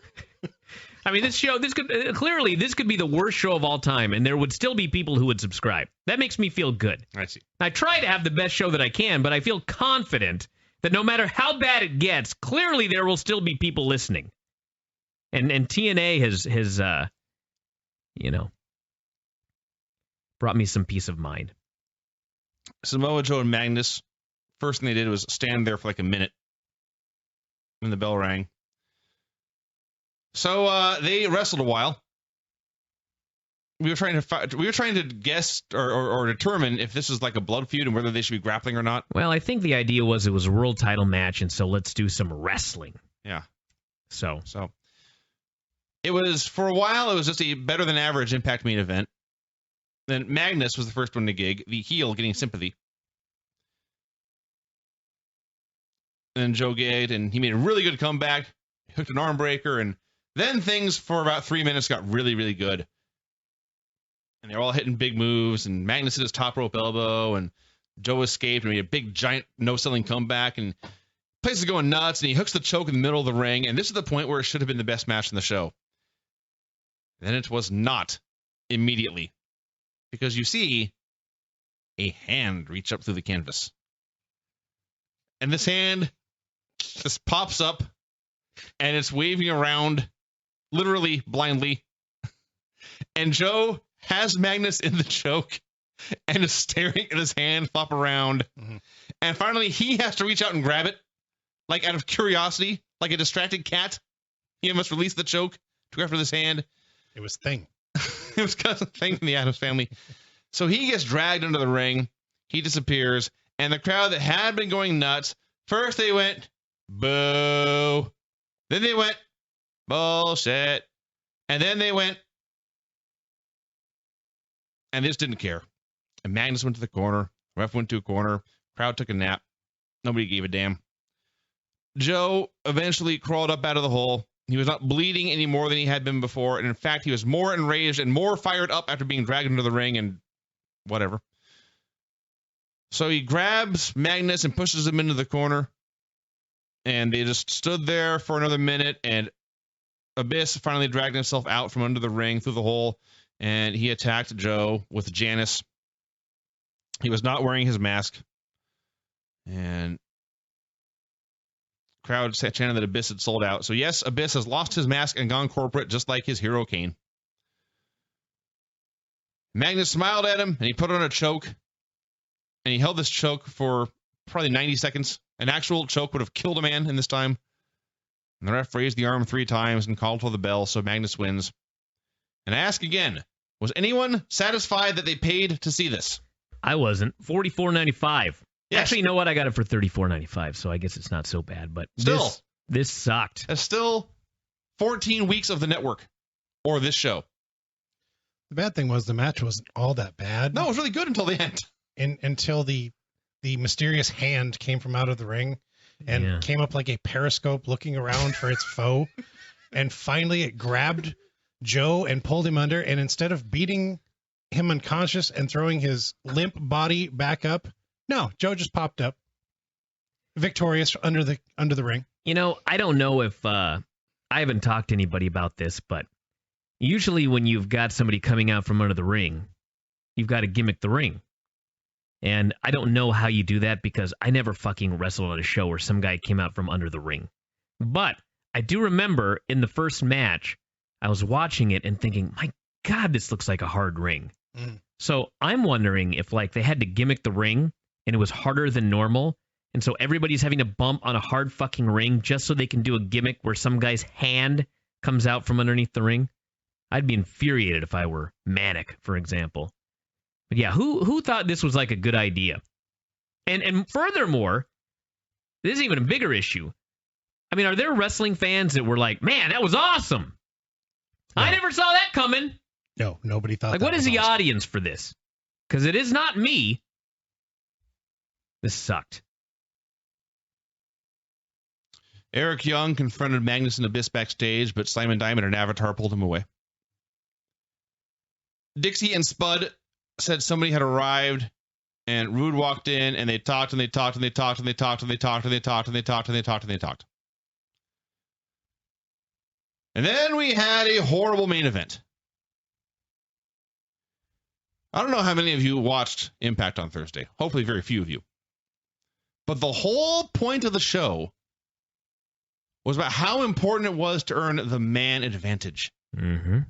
To the point where Davey Richards thought he had nerve damage and wanted to go to the hospital, but got talked into fighting anyway because they needed the man advantage in Lockdown. That's right. So what happened in Lockdown? Every time the heels actually had more men in the ring and an extra man entered to give them, quote, the man advantage, literally every time the guy got into the ring and got his ass kicked. Are these matches that hard? No, they're not. Here's how you do a War Games, everyone. Start with two guys in the ring, they fight for a while. Then another guy hits the ring, and every time a guy hits the ring, his team wins until another guy hits the ring. That's it! That's right. That's all you need to do since 1987, since the first one. They're not fucking hard. You should see the vein in Vinny's forehead right now. You really needed to get that out. I did. I feel better. Hey, this show is going to extend your life, Vinny. Now, how in the hell do you figure that? If I don't have a heart attack, I'm going to kill myself. In real life, Vinny, you would not have an outlet. You'd be driving down the road. No, and in real life, I would not have subjected myself to this. Well, you may be right. It's always good to like get out your anger, you know? So all that happened here. But you're right. This is not a hard concept. No. But I don't know. We need Mr. Anderson. If I were like a 20-year-old wrestling writer, I'd just be like scratching my head. How the fuck do you book a War Games? I just don't get it. Because apparently it's really fucking hard to figure out. Impossible. You know, it's like how much money do you think WWE would make if they released like actually did they release a War Games DVD? Yes, they did. Yeah, sold like crazy. Yes. I should go check. But let's move this into the pay-per-view realm. If they ran a War Games pay-per-view, how well do you think that would do? I would buy it 10 times. Yeah. Why is that? Because I have faith they would do it right. Because a lot of people have fond memories of War Games. Because they did War Games all the time, and they did it right. Not anymore. Not anymore. Now we get this. I actually can't even blame... You know what? I don't even know if I can blame TNA for this, because I don't think TNA scripted the match. I blame the guys. Like, none of the guys seem to have any... Maybe all these guys grew up watching TNA War Games matches. They don't even get what a War Games is. I don't know. But you'd watch this and you'd think no one had ever seen a War Games before, had any idea about basic wrestling psychology. It gets worse, by the way. So the net effect of this is that the first 10 minutes of this match was just a bunch of stuff. These guys came in and did whatever the fuck they wanted. So finally, it's down to the last entrant, which is supposed to be Jeff Hardy, but he has supposedly been blocked from the building. Mm-hmm. So the clock is counting down, and the crowd knows something's going to happen, and they all get to their feet. And he goes 3, 2, 1. And then there is a wacky cackle. And Wally the Wasp's video plays on the screen. This is video. Uh-huh. The lights go out. Yep. Several seconds pass, and then a spotlight shines, and there's Willow standing on top of the cage. Yeah. And he looks down, and there's all 4 guys of Team Rude who have conveniently moved right to the middle of the ring, Yes. just on their own. Yes. Everyone's standing in the middle together. And Wally dives down onto them. And I don't know what happened, but Wally dove onto 4 men. And 5. Who was the 5th? I thought there were 5 guys down there. Rude was 4 down there, guys in too. each team. I don't know. Rude, the Bromans, and Aries. Yeah, you may be right. Regardless, nobody caught him. No. He jumped down on 4 men and splatted to the mat, shattering several ribs, no doubt. And it's funny because he didn't overshoot anybody. No, he was in the jumped middle of and he them. landed right in the middle of 4 men.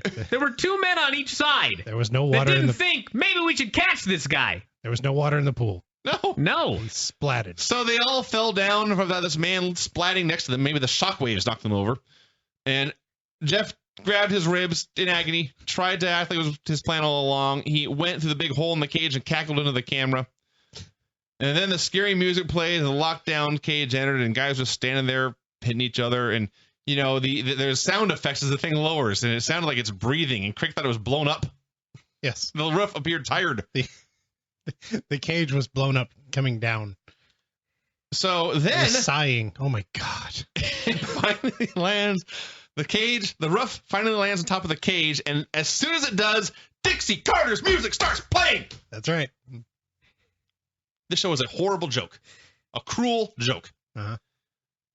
So Dixie comes out. She reveals her secret weapon is that her special referee is Bully Ray. And everyone in the ring stands there, and Bully makes the long walk down to ringside. And then, of course, you know, there's at this point 8 men in the ring and probably 30 weapons. And so everyone just starts hitting each other with crap. Here was where Jeff was selling in character. I got to ask a question. Mhm. Bully Ray comes down, and the first thing he does is he goes under the ring and he gets a table. Yeah.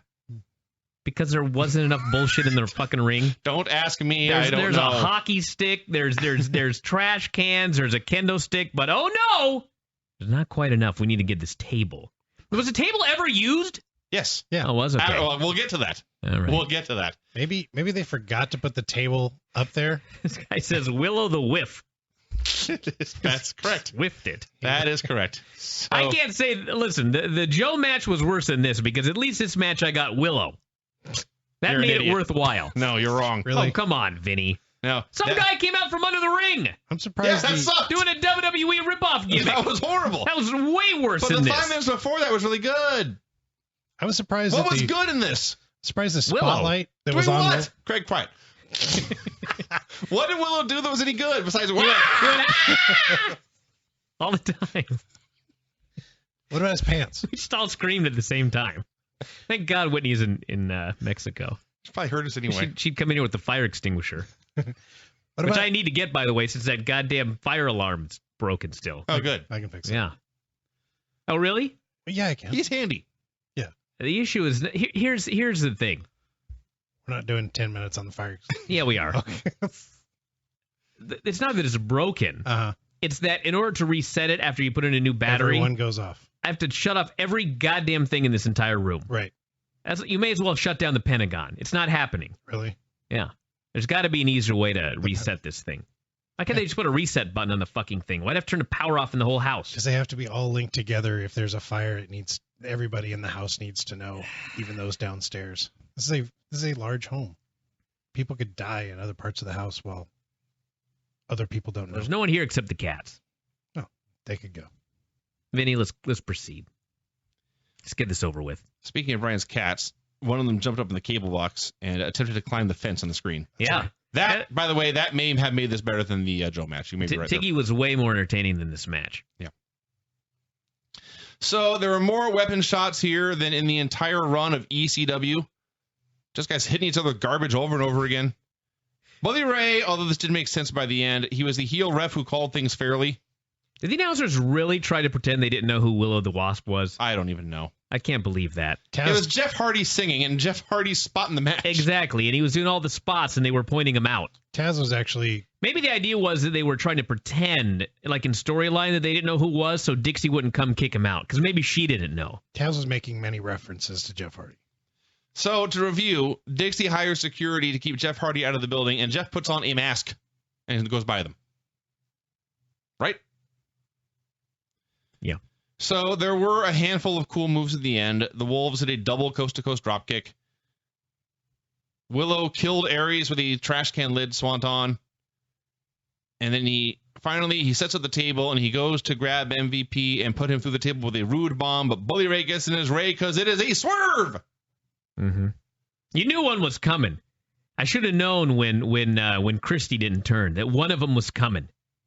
And it was Bully. Which, by the way, I'm not even averse to the idea that the guy turned, but I was extremely annoyed that before turning, he kept counting fair pinfalls for the heels. It was explained by the end. What the fuck were you waiting for? Well, how was it explained? Because he was not on their side after all. Did I walk out before the end? Now, the swerve itself makes no sense. But since he was apparently in MVP's pocket the entire time. All right, so why was he counting for the heels if he was in MVP's pocket the whole time? I guess he just had faith that the baby faces would kick out. Oh. And that's the best I could do. So, Bully Ray hit rock bottom on Rude. Just like this show. It hit rock bottom. Yeah. And MVP hit a shining Yakuza kick, and Ray counted 3 for the win. And then MVP and Ray had a tense stare down. There's more to come on that storyline. MVP now owns the company. Dixie's out of work. Here's the point where you and Craig went upstairs. Mm-hmm. I was going to see this through to the finish. Wow. And so MVP and his crew, we celebrated for a long time. And they left the ring, and they went up the ramp, and they all posed, and they went backstage. And Dixie's screaming at Ray, and Ray is just standing there. So Dixie goes down to ringside. She screams at Ray for a while, and Ray just stares at her, and Spud finally pulls Dixie away. Then they played Ray's music, and Ray looked around at all the dead bodies around him of Bobby Roode's team, and he picked up Rude, and here was the point where he powerbombed him through the table for whatever reason. I see. So I did miss it. This powerbomb happened at 4 minutes to the top of the hour. Yep. We were nowhere to be found. A pile of shit, this main event was. This guy here asks a very good question. Why would Dixie trust the leader of Aces and Eights who tried taking over TNA the entire year last year? Because the whole point of the story is that Dixie is an incompetent idiot. That's right. I was asking Dave about this yesterday. When was the last time WWE did a storyline, or forget WWE, any wrestling company in the entire world did a storyline where the owner was a goddamn idiot? Because that's the storyline here in TNA. Mm-hmm. The owner is a goddamn idiot. Have you ever, in the entire history of the world, heard of a storyline where the owner of the company was a goddamn idiot? Somebody on Twitter fill me in, because I don't remember a single one. Not in storyline. In real life, many times. I guess so. But no. In storyline, the message they are sending to their audience is that we, the company you are watching, suck. They sure showed us. Does everyone feel better now? Actually, I'm angrier now. Really? Yeah. I didn't think you could achieve a peak higher than earlier tonight. Well, I'm less angry than I was right then, but I'm much angrier than I was when we started.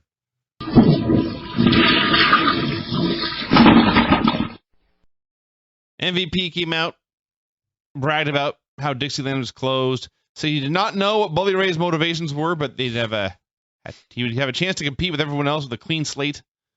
He was doing a lot of reading of cue cards here. Magnus finally interrupted. My favorite sign in TNA ever, someone held up a sign that said, and I quote, Magnus, what a wanker. So they jibber-jabbered for a while, and Magnus brought out Abyss, who got a new mask and a new trench coat. Couldn't have gotten these for the pay-per-view. Got them for this show. Magnus said he didn't think Abyss was just a monster. He was also a machine, and like everyone else, he was motivated by money. So he had bought Abyss out. And MVP called out Joe, and Joe came out in the ring with the world champion who had screwed him out of a title and the monster who had tried to kill him. And Joe stood there politely, and MVP explained he was standing there politely because I have promised him a title match against you, Magnus, next week, and a match with Abyss right now. It was the usual Impact jibber jabber. I wonder if, I don't wonder. Did you notice that people have noted on the board that the Abyss mask is the exact same mask that the Undertaker wore in 1995 when Viscera broke his orbital bone? Spit an image. That was black? Well, I mean, the same design. I was trying to figure out how to describe this thing. It's black and brown and kind of shiny. It looks sort of like a bug. Just Google Undertaker I remember his mask. It was mask like, Viscera. It was like all that was the exact same face protecting mask like NBA players wear, except they put like a bone structure on it. It's been noted that Mr. Hughes has a lumberjack jacket over his suit. Yes. Oh my God! Look at that backdrop. Yeah, Sean took a great backdrop. Before this lumberjack match, Mr. Hughes squashed Sean Waltman. Really? How about that? All right, go on. So Abyss and Joe had a perfectly fine match.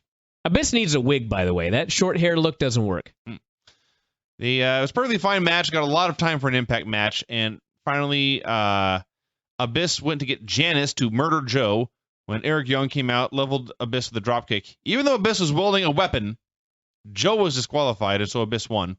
This is a very important point. Okay. And so, yeah. And I was left wondering, is Joe going to be satisfied with this chance for revenge here when Eric Young costed the match? And this was actually answered later. So there you go. Look at Sean hit the buckle. Yeah, he was good, Brian. We get it. God damn. He's hitting the buckle that hard. You hit it like you hit the ropes. Yes. Anyway, on this Impact thing here, I don't know if I like the whole thing of MVP talking about his motivate, validate, participate policy. I just glossed over that because I didn't want to talk about it. It's pro fucking wrestling. I want to see dudes fighting, kicking each other's ass. He calls out Joe, and Joe just stands out there like all timid because he's got to do this motivate, validate, participate policy. I was like, talk about just, I don't know. I wasn't a fan of this. And that's why I glossed over it. Joe got hit in the gut on Sunday, right? But he didn't get hit with the nails. He got hit with the wood. I think so. Yeah, he got hit with the wood. I'm positive. He's still selling a wood to the gut here 6 days later. I guess it's better than not selling anything at all, but I thought that was funny. You know, looking up these pictures of Undertaker's mask, there's a lot of pictures that come up that also show Make a Difference Fatu. Boy, he looks like his sons. Oh, yeah. When I think of Rikishi, I think of the blonde guy. And when he has natural hair color, yep, that is Jimmy and Jay's dad. Mm-hmm. Boras was backstage waiting to interview Bully Ray when he arrived. And he stops talking. He looks off camera and he says, "What are you doing here?" And in walks Angelina Love. He wasn't like excited to see her or even surprised, just confused. Couldn't believe she would be back. And she asked if he had missed her. Hell of a debut or a return. Went to commercial. When they came back, Boras was backstage again when he got interrupted by Willow the Wisp. Yeah. I was more excited for Willow than Angelina. Said the exact same things he always says and then laughed and cackled and left. And Boras was confused and then never seen again. We had Brittany versus Gail Kim. Oh, boy. The announcer said, "We have been anticipating Brittany's debut." I have no idea what they were talking about. I'm sure they did something on the internet. Yes, via Twitter, they announced Brittany was a new knockout coming in. Not one time on television had they ever mentioned her name or even that there was a new knockout coming in. So when Tenay said that we have been anticipating her debut, he was lying. So they had a match. It was bad. It was bad. I've seen worse. The match was bad, but the worst thing about it is the end of the match, Lei'd Tapa runs in, accidentally hits Gail. Gail goes down, and then Brittany does this horrendous roll-up for the pin. So, hello, agents. 2 matches in a row. One match had a guy come in and do a drop kick off the top rope. That's a disqualification. Here, a girl comes in the ring, runs over, and splashes a chick in the corner. Not a DQ. Not to mention, it's a DQ if Eric Young does a drop kick off the top rope. But if Abyss brings a goddamn fucking board covered in nails into the ring, that's totally fine. Yeah. It's okay as long as you don't use it. Which begs the question, the next time I wrestle, I'm going to bring a fucking machine gun into the ring. I'm not going to use it. I'm going to tell the guy, if you don't lay down for the pin, I'm going to fill you full of holes. But because I don't use it, if the guy lays down and I pin him, that's totally fine. The threat is okay. The execution is a disqualification. Yes. How stupid. It's very stupid. Those are all valid points, but I just want to know, at least when Eric Young ran down, Abyss was in the ring with a board full of nails prepared to murder Samoa Joe, and Eric Young ran out and interfered to save this man's life. Yeah, it was disqualified. Don't you dare save a man's life from a board full of nails. Mm-hmm. That's a you were disqualified. But more to the point, why did Lady Tapa interfere? Besides, it was time for the finish. I have no idea. The girls were wrestling in the corner, and Tapa said, "I shall get in the ring now." Velvet really needs me. She's getting chopped. Yeah. Gail, yeah. I was distracted because Velvet's ass was in the next segment. So on top of all of this, Gail and Tapa had a terrible brawl, and they are now broken up. Yeah. So you recall that through the first hour of this show, and Lady Tapa's ground and pound. Oh my God. Yeah. Wow. So for the first hour of this show, Borash was just hanging backstage in multiple segments trying to find Bully Ray, or waiting for Bully Ray to arrive. And now Bully Ray arrived and no Borash. Yep. He's somewhere else. So Bully Ray walked in. He was immediately jumped by the heel team from Lockdown, the Bromans, Zima Ion, EC3, Bobby Roode. They all beat him up. And then they picked up a cardboard sign and they hit him with it. And he fell down and they left him laying. And they walked away, apparently thinking this cardboard sign would kill him. Ceiling has noted that 100% Joe did get hit with the nails. Well, if that's the case, why is he on Impact on Thursday? He got hit with a board covered with nails. He can't even be out a week? Nope. And the Broman's doing that wacky horn completely out of place in this serious angle. No buys.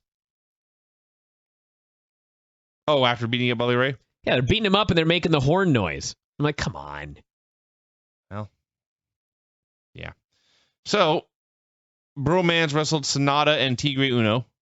This was awesome. This was prefaced with a backstage conversation with Keiji Muto and Sonata with subtitles. It's hilarious. I don't speak Japanese, so I don't know if what these actually said was actually what they put in the subtitles or if they were just guessing. Or they were having fun at TNA's expense. Or having fun at TNA's expense. But what Muto advised this young man was, I came over here 25 years ago. I had nothing, but I worked hard, and I became a big star. Now, times have changed. There will be difficulty ahead. True. I did love when he said times have changed from 25 years ago. This is all true. He's a very wise man, this great Muta. He's learned many things in his years in this business. So they're doing this match, and Bromans got a little bit of offense, and then they got cut off, and then it became a squash. And the small men hit giant dives, and they hit missile drop kicks, and they knocked Robbie out of the ring, and Sonata hit a top rope moonsault to pin Jesse. Place went nuts. Not a title match, but you would think it would set one up. I got to say, when these guys came out, I was like, you chose the Bromans to feature Sonata and Tigre Uno in their television debut. What the hell were you thinking? How about like Daniels and Kazarian? I'm thinking all these things, and they had a great match. This match was fun. No problem with this match whatsoever. This was super fun. Moonsault finish. 2 thumbs up. Yeah. For this battle. So you recall that when Bully Ray arrived, 5 men in a sign beat him up. Bully Ray stood up, dusted himself off, collected his chain, and moved on. Yep, he's fine.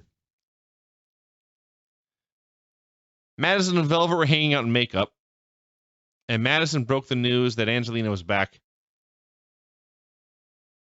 And I don't know how to describe Velvet's reaction except to say that she stopped looking at her own ass in the mirror and turned and said, Angelina Love? This is the worst acting ever. For a while. Velvet, I think she's a babyface. I'm not entirely sure, but you'd never know from watching this segment.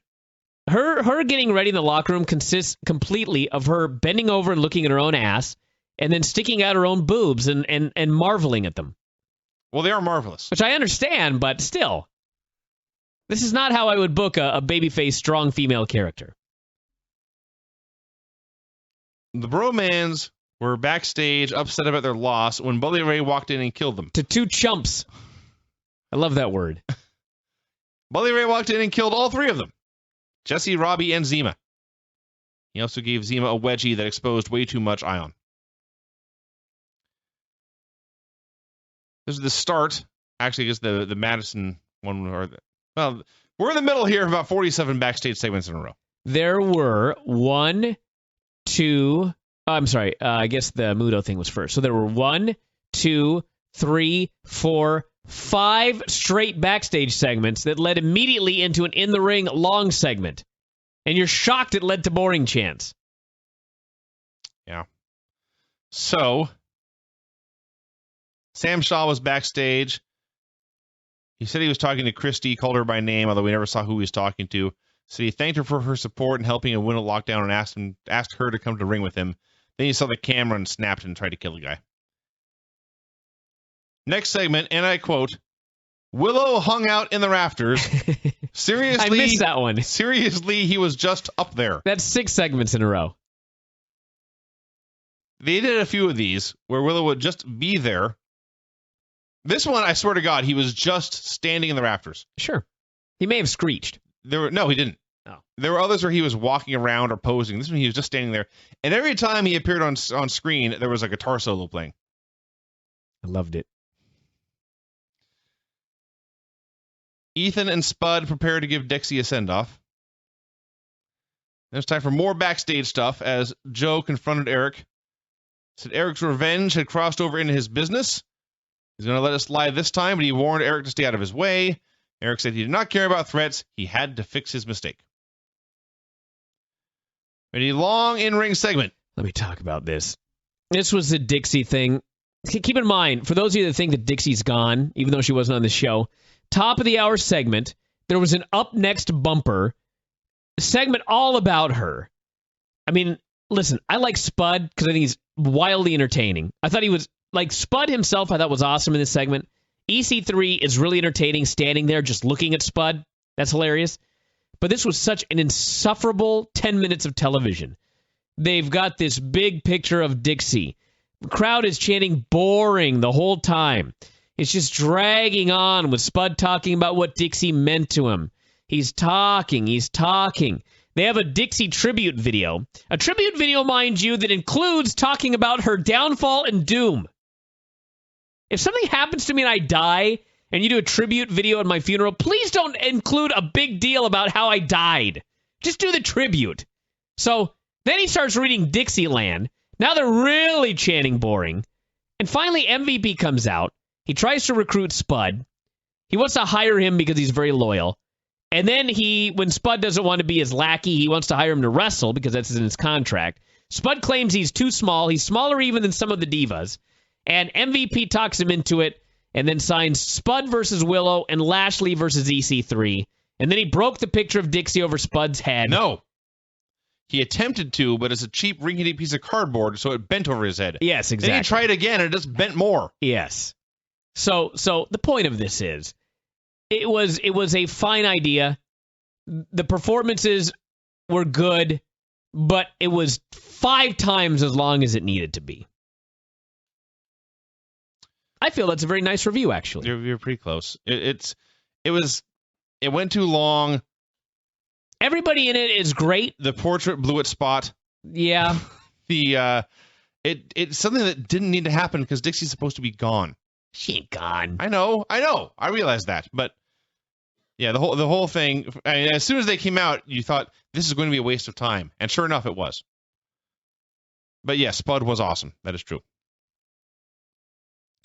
The other one to highlight here, they're doing this tribute, and MVP's music starts, and Ethan just mouths, "What the fuck?" That was awesome. I do love Ethan. Ethan is great. Borash interviewed Ethan backstage. Ethan vowed to tear up Lashley's knee like he had done to Kurt, and Bully Ray then jumped in from behind, and he laid him out and smashed him with the same cardboard sign that they had smashed him with earlier. So, for those of you keeping score, That is 3 times in approximately 60 minutes of television time that a wrestler was hit with a cardboard sign. Mm-hmm. He's hardcore. He's hardcore. He's cardboard. Indeed. Sam Shaw wrestled Mr. Anderson in a street fight. Shaw came out with a mannequin dressed as Christy. So they're doing a match, and it's fine. And then Anderson gets down in the corner, and he starts threatening to punch the mannequin. And Shaw drops to his knees and begs him to stop. And then Anderson kissed the mannequin and threw it to Shaw. And this distracted Shaw, and Anderson hit the mic check and won. 50-50 booking. Yeah, I'm not into the Sam Shaw thing. Everyone knows that. Let's move on. This is one of his better segments. It's not as infuriating as usual because there was no real stupidity. I do love when a guy comes out, and then he goes backstage, and then he comes out with the mannequin. It's like, you forgot the fucking mannequin the first time? If this were real? Angelina did one of those things of saying, after the break, I'm going to go to the ring and cut a promo. Oh, God. Oh, God. Willow walked around every time he was on, a guitar solo played. There was a Kenny King promo, and then it was time. Nobody loves women more than me. I love women. I've never been accused of being what's misogyny? What is it called? It so doesn't apply to you. You don't even know the word. Okay, but these fucking segments are just so. I abhor them with every ounce of anything in my soul. This segment was so grating to me. Angelina comes out and she's doing this promo, and she's doing one of those history promos that they do every now and then. Nobody cares. Just absolutely dying. Velvet comes out. They hug. These are two women that were the beautiful people. I remember when this act was I thought it was one of the hottest acts in wrestling when it was at its peak. That's true. And they're out there, and I don't know if it's the dialogue, I don't know if it's the delivery. Yes and yes. Absolutely, you wouldn't even imagine these people have ever been friends. You don't want to see them together except in a perverted way. What I described which this is just it's terrible for me to even think this. But it was such a god-awful segment. I don't know what it is about when TNA writes these segments for women. I don't know if there's someone who doesn't like women, and they write so effectively that when it's over, I don't like the women either. I don't know what it is, but this was just so bad. It pained me to my core. This was absolutely terrible. I'm going to summarize it. Angelina came out. As noted, she gave a history lesson that nobody cared about. She called out Velvet, and then for about 10 minutes, Angelina said, "We should team again," and Velvet said, "I don't want to." And they repeated and repeated and repeated. And it was very, very bad acting. It was very, very bad dialogue, as both of them used phrases that no normal human actually would say, such as when Velvet was talking about how, since Angelina had been gone, she had grown and she had learned, and most notably, she had won the Knockouts title. And they're over-enunciating everything, and it came off totally phony, and in the end, they just hugged. That was the resolution. So, what this was, I'm going to be frank, hot girls, horrible acting, horrible dialogue. It was a lesbian porn with the nudity and sex edited out. And that is bad. I guess. I am baffled anytime I can see anything that makes me want to turn the channel when girls this lovely are on the screen. It's absolutely incredible. It's almost a talent. Eastern Championship Wrestling just started. Yeah. I have never actually seen any of these shows, and I am blown away. Wow. Oh, yeah. It's a great show. And it's funny to watch it because everybody thinks about ECW and how wild and hardcore it was, and they had a lot of wild and violent stuff. But you watch this Eastern Championship Wrestling, and there's a lot of good workers. They're smooth. There's a couple of crazy things, but they're not too crazy. Mm-hmm. It's fun to watch. It's completely different from what you think when you think of the early days of ECW. This opening segment here, I see Jimmy Snuka, Kevin Sullivan, Don Morocco, Abdullah the Butcher, and Terry Funk. Oh, yeah. These guys were old then. You should watch this when you get home. All right. We had Willow versus Spud. Here's what I like most about Willow. I think he has cool music. His music, his entrance. His entrance. I like the entrance. They blur the sides of the screen, and he comes out, and you were horrified they didn't actually shoot the whole match this way. I thought they were going to shoot the whole match like they do with Sin Cara's fucking lights. I was about to flip my lid, but they shut it off. Yeah. He comes out with an umbrella, and then his entrance involves him running around the ring selling. He's just like going, ah! And he's kind of writhing around the guardrail. His arms are writhing, and he's going, ah! It's his entrance. I'm like, what the fuck is this? It's awesome. So he does all this, and the people are kind of like, yay, it's Jeff Hardy in a mask. Oh, come on. They were totally into this. Chanting Willow. So he gets in there, and Spud got a little offense, and then it just being a squash. And it's cartwheel. He wrestled exactly like Jeff Hardy in a mask. Hey, didn't he did a cartwheel. And he did a goofy dance. He did the Willow dance. A goofy dance? What did I call that? I don't even know what it is. I call that a slow motion hoedown. I call it the Willow and the hand jive. This did not get over. Oh, are you talking about my joke or the match? Take your pick. Dare you. And then he hung Spud in the corner and started whacking him with an umbrella for the DQ. Yeah, he hit him with an umbrella. Over and over again. Like the penguin. I loved it! So the ref tried to pull Willow off, and Willow hit the ref with a twist of fate. And then Willow grabbed a ladder and a chair, and he Pillmanized Spud's leg a couple of times, and then he hit a splash off the top of the ladder. So I assume Spud is dead. Listen, Impact is not my kind of wrestling show, but you know what? As long as something greatly entertains me, that's all I ask at this point. Because I can't get much more out of Impact these days. So just give me a segment and a guy that makes me jump up and down in my seat and LOL, and I'm happy. That's what I got here. This segment was awesome. That's why I like the Bromance so much. Back before they were main event heels I was supposed to take seriously. So Willow leaves. As he's leaving, Bully Ray comes out, and they kind of eyeball each other but go their separate ways. Two ships passing the night kind of thing. So they go to commercial, and they come back, and Bully's in the ring for a promo. Now let's think about this. Bully Ray backstabbed the heels at the pay-per-view. And at the beginning of the show, the heels laid him out for revenge. This seems perfect to me that on the next or whatever the next big show is, in a month's time, Hardy beats up one of the Bromans, maybe even both Bromans. What the hell? Then a month after that, he gets his hands on Zema Ion. And a month after that, he finally gets to beat up Spud. And this is all building up to the last match with Bobby Roode. You can get 6 months out of this easy. Bully, not Hardy. Bully, excuse me. You could have gotten 6 months out of this easy. Impact killed it off in about 90 minutes. Oh, yeah. He beat up everyone. He called out Roode. Roode was the only one left. They had a brawl.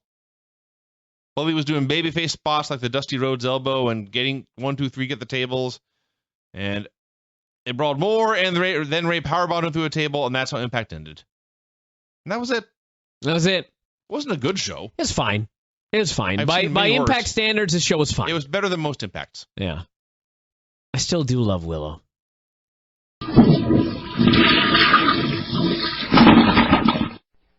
All right, so the first thing that happened.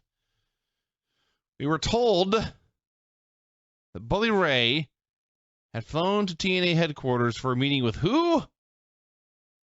Dixie Carter. I could have sworn that we just had the stipulation of a main event of a pay-per-view that Dixie would be gone from this show if her team lost, right? She's no longer the director of wrestling operations. So what is she? She owns a company. I thought MVP bought the company. No, MVP just runs wrestling operations. He's an investor. She still owns the company. TNA, this is stupid. There are many stupid things on this show. But for God's sake, just make it simple. Just be on the show or off the show according to the steps. Well, she wasn't on the show today. They advertised her as being on the show. That is true, because she's a big draw. I should note that Lance gave up on the show, I think 5 minutes in, might have been a little longer. And you howled with anger and fury within 1 minute of the show starting. Not a good kickoff. No. So they made this announcement, and 10 seconds later, Abyss and Eric Young were brawling backstage. And they were hitting each other with all kinds of stiff weapon shots, using chains and boards, whatever else they had back there. ODB was back there basically screaming, "Come on, Eric," over and over again. I love that she's yelling, "Come on, Eric," and she's rooting him on. And then after like 3 straight minutes of brawling, all of a sudden she's like, "Help! Where were you 3 minutes ago?" So they brawled and they brawled and they brawled and they brawled and they brawled and they brawled. Forever. And after an eternity of this, they finally made their way out to the stage. And only after they came out on the stage did the announcers bother to speak. Apparently they were not allowed to talk while they were backstage. So they got in the ring and they brawled and they brawled and they brawled and they brawled and they brawled. And the announcers were pointing out over and over again this was not an official match. Where is security? Where the hell is... They literally, these wrestlers were hijacking the show. They did. They just brawled their way out when the live national television show started and started beating on each other for like 10 minutes. They fought and they fought and they fought and they fought. And I was torn because on the one hand, it was really stupid. On the other, I just knew once they stopped, the rest of the show was going to be worse. And I was proven correct on that point. Eric Young, I'm guessing he was in the tanning bed too long because most of his body was orange and the parts that were not were red. Not a good look. No. So they eventually fought, and finally Abyss just choked him with a chain, and it just kind of ended. That was that. So I was correct in that it got worse after this. By the way, whoever was supposed to be in the opening segment didn't care about having their match canceled or whatever was going to happen. No. That's whatever. So opening match was Ethan Carter 3 versus Bobby Lashley. This was also a very long, well, at least this was an actual match. Bobby beat him up for a while. Ethan cut him off on the floor. And then Ethan just worked him over for a long time. Crowd was into Bobby, I guess. So Ethan hit a low blow, and he teased a walkout. I'm not exactly sure what the official finish was, because the ref got into he was about to count to 10. It was a disqualification. Yeah, so if Hardy, Willow came down and attacked Ethan. I'm not sure if Ethan got counted out first, but if Willow attacked Ethan for the DQ, that ends Lashley's winning streak. Yeah, shouldn't Lashley be upset? Yeah. Apparently not. So Tenay said... Win streak? This is the first match. Well, from before, like 5 years ago when he was here. So he had never been beaten the entire time he was here? I could have sworn they said that. Maybe I'm wrong. Perhaps I'm making a big deal out of nothing. Well, either you did or they did. Yeah. So, anyway, so Willow attacked Ethan for a while, and he wrapped a chair around his leg. And I was thinking, where is Lashley during all this? What happened to him? He just left. Actually, they cut to win streak's over, so he walked out. They cut to a wide shot. They cut to one wide shot, and he was just standing there on the apron, just there. So Willow went to jump off a ladder, but Ethan ran away. That was that. Yeah, this I couldn't believe that Bobby Lashley returns. They do a couple things with EC3, and the next thing you know, they're just having a match in the opener on Impact. Yep. Yeah. Bully Ray from earlier today said that Dixie had flown him to Nashville for a meeting and then made him sit in the lobby and wait. And he promised to wait all day. That was talking segment number 1. Talking segment number 2. Samoa Joe met with MVP. He said Eric Young had gone to the hospital, and Eric Young was the guy who was supposed to be chained to Abyss in the main event. So now MVP needed to find someone new to be chained to Abyss in the main event. Wait till we get to this chaining gimmick. Talking segment number 3. Angelina told us that tonight we would all find out where Velvet Sky stood. Talking segment number 4. Ethan met with Magnus, wanted to know why Magnus had not saved him from Willow. Magnus basically said that Dixie's gone, I have no use for her anymore, I have no use for you anymore, get out. Talking segment number 5, I think. Gunner came out for a promo. He dropped as many military references as possible, said he had gone to war with James Storm at the pay-per-view. Did you have 5 here? I believe this is 5. I believe you're correct. Yep. He said he stood for all the vets in the crowd and serving around the world, and his dad was there, which is never a good sign. He thanked his dad for he talked about the promise he had made to his family and the people to be world champion. He hugged his dad and everyone clapped. James Storm then came out, and Gunner just stood there. And I mean, these men were like 2 feet apart. And there's Gunner and Storm and Daddy Gunner. And they're all just standing there.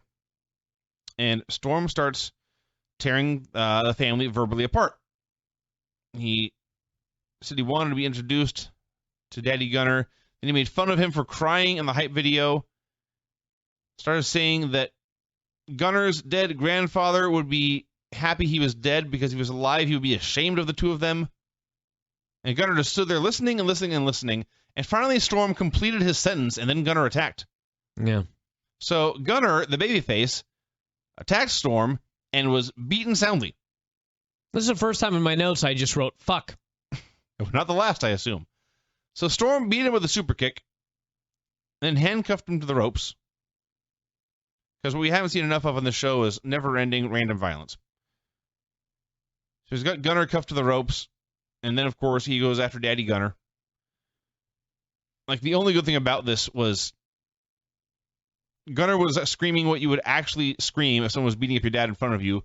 I'm going to kick your ass. I'm going to kill you. Mm-hmm. So Storm roughed him up a bit, went to leave, and then came back and broke a beer bottle over the old man's head. And it was so appalling that they replayed it about 6 times. And TNA never shows replays. They replayed this. I got to say that, first off, I'll get the negative out of the way quick. At least one of them. There were 2 negatives in this segment. The rest of it was outstanding.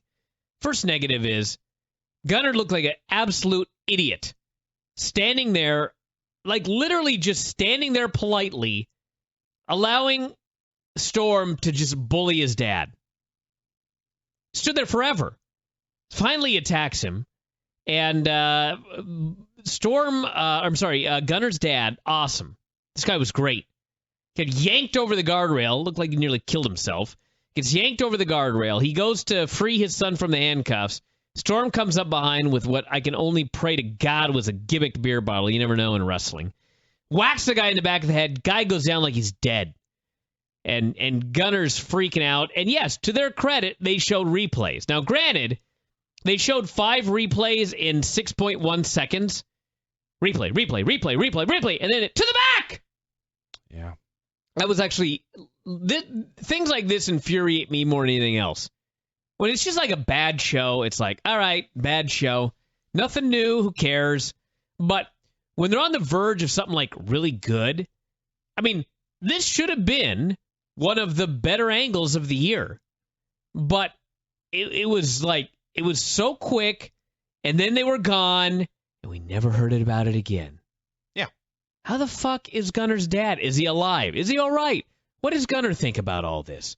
What is Storm doing? Did security come and get Storm? Has Gunner's father been taken to the hospital? He's got a goddamn beer bottle broken over the back of his head, and we never heard about it again. You want to know why? Because they had to get to another talking segment. Gail talking about Lady Tapa, a preposterous segment, where Gail explains Tapa is going to face me tonight. If she can't beat me, I'm done with her. And that means she's done with TNA. Yep. So, to recap, Gail is going to have a match with Tapa. And apparently, if Lady Tapa beat Gail Kim, Gail would allow her to keep being her lackey. But if not, she was going to fire her. And Lady Tapa apparently has no other options in TNA, so she will be fired. That was a segment. And it's very important to cut away from this great angle with Gunner and his father. I mean, fuck it. They shot the angle. Let's move on now, right? Apparently that was the mindset, because they went to the back as fast as they could, and we never heard about this again. Infuriated me. And this Gail segment, my God, what... Long story short, just to jump ahead, Gail beats Tapa, eat defeat, and Tapa's gone. Now, I'm not the biggest fan of Lady Tapa. Her work left a lot to be desired. But they brought Lady Tapa in, and they put her with Gail Kim, and clearly there was like an idea where, you know, they're together for a while, Lady Tapa turns on Gail Kim, they have this feud, blah, blah, blah, blah, blah. Well, what the fuck happened? They shot an angle, they shot a match, and now she's gone. Like, what is happening in TNA? Like, The Joe Park thing. I don't know if I mentioned this on this show. I know I mentioned it on the Dave show. At the end of the day, what the fuck was the thing with Joe Park? 2 years, and at the end of the day, now he's just Abyss again. Right? That's correct. Am I missing, like, what the point of the whole thing was? Was it just to give Abyss something else to do for 2 years? Yes. I guess that's what it was. That's the correct answer. But I thought, like, maybe at the end of the story, it'd be like, man, what a great whatever that was. Instead, it was like he finally found out he was Abyss, and then he was just a bad guy again. And this Lady Tapa thing, it's like, you seem to think you know what's going on. Like, okay, we got a long-term story here, blah, blah, blah, blah, blah. And all of a sudden, she's gone. That's it. Lady Tapa's gone. Yeah, I guess Gail Kim can fire people. Well, I mean, the bigger issue is that she's company. just, that's it. That's it for the Lady Tapa character. I invested all this time. I mean, I didn't really invest a lot of time, but in theory, I invested all this time in Lady Tapa, and now one match, she's gone. So that, by the way, was talking segment number 6. And then there was another one. Number 7, the Bromans went into Tigre Uno and Sonata's locker room. They wanted these men to lay down for them so they get a quick win tonight and go party.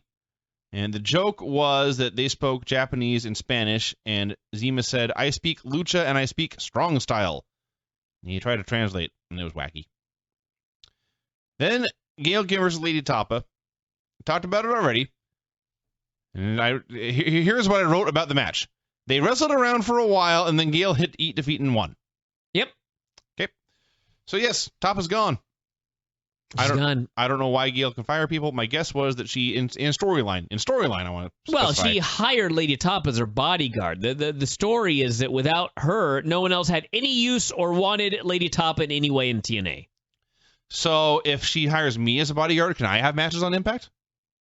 I guess. I don't know. What if she hires a guy as a limo driver? Could he get matches on Impact? I guess. Sure. This is all stupid.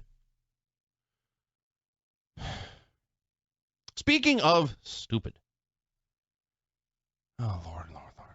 MVP was backstage giving a pep talk in the rafters to Willow. I've already turned on to Willow. And I believe he wanted Willow to be chained to Abyss. And he made his case, and then Willow just started screeching. Responded in what I guess, I don't know, would you call it? I can't call it poetry. But it certainly was not prose. He spoke words.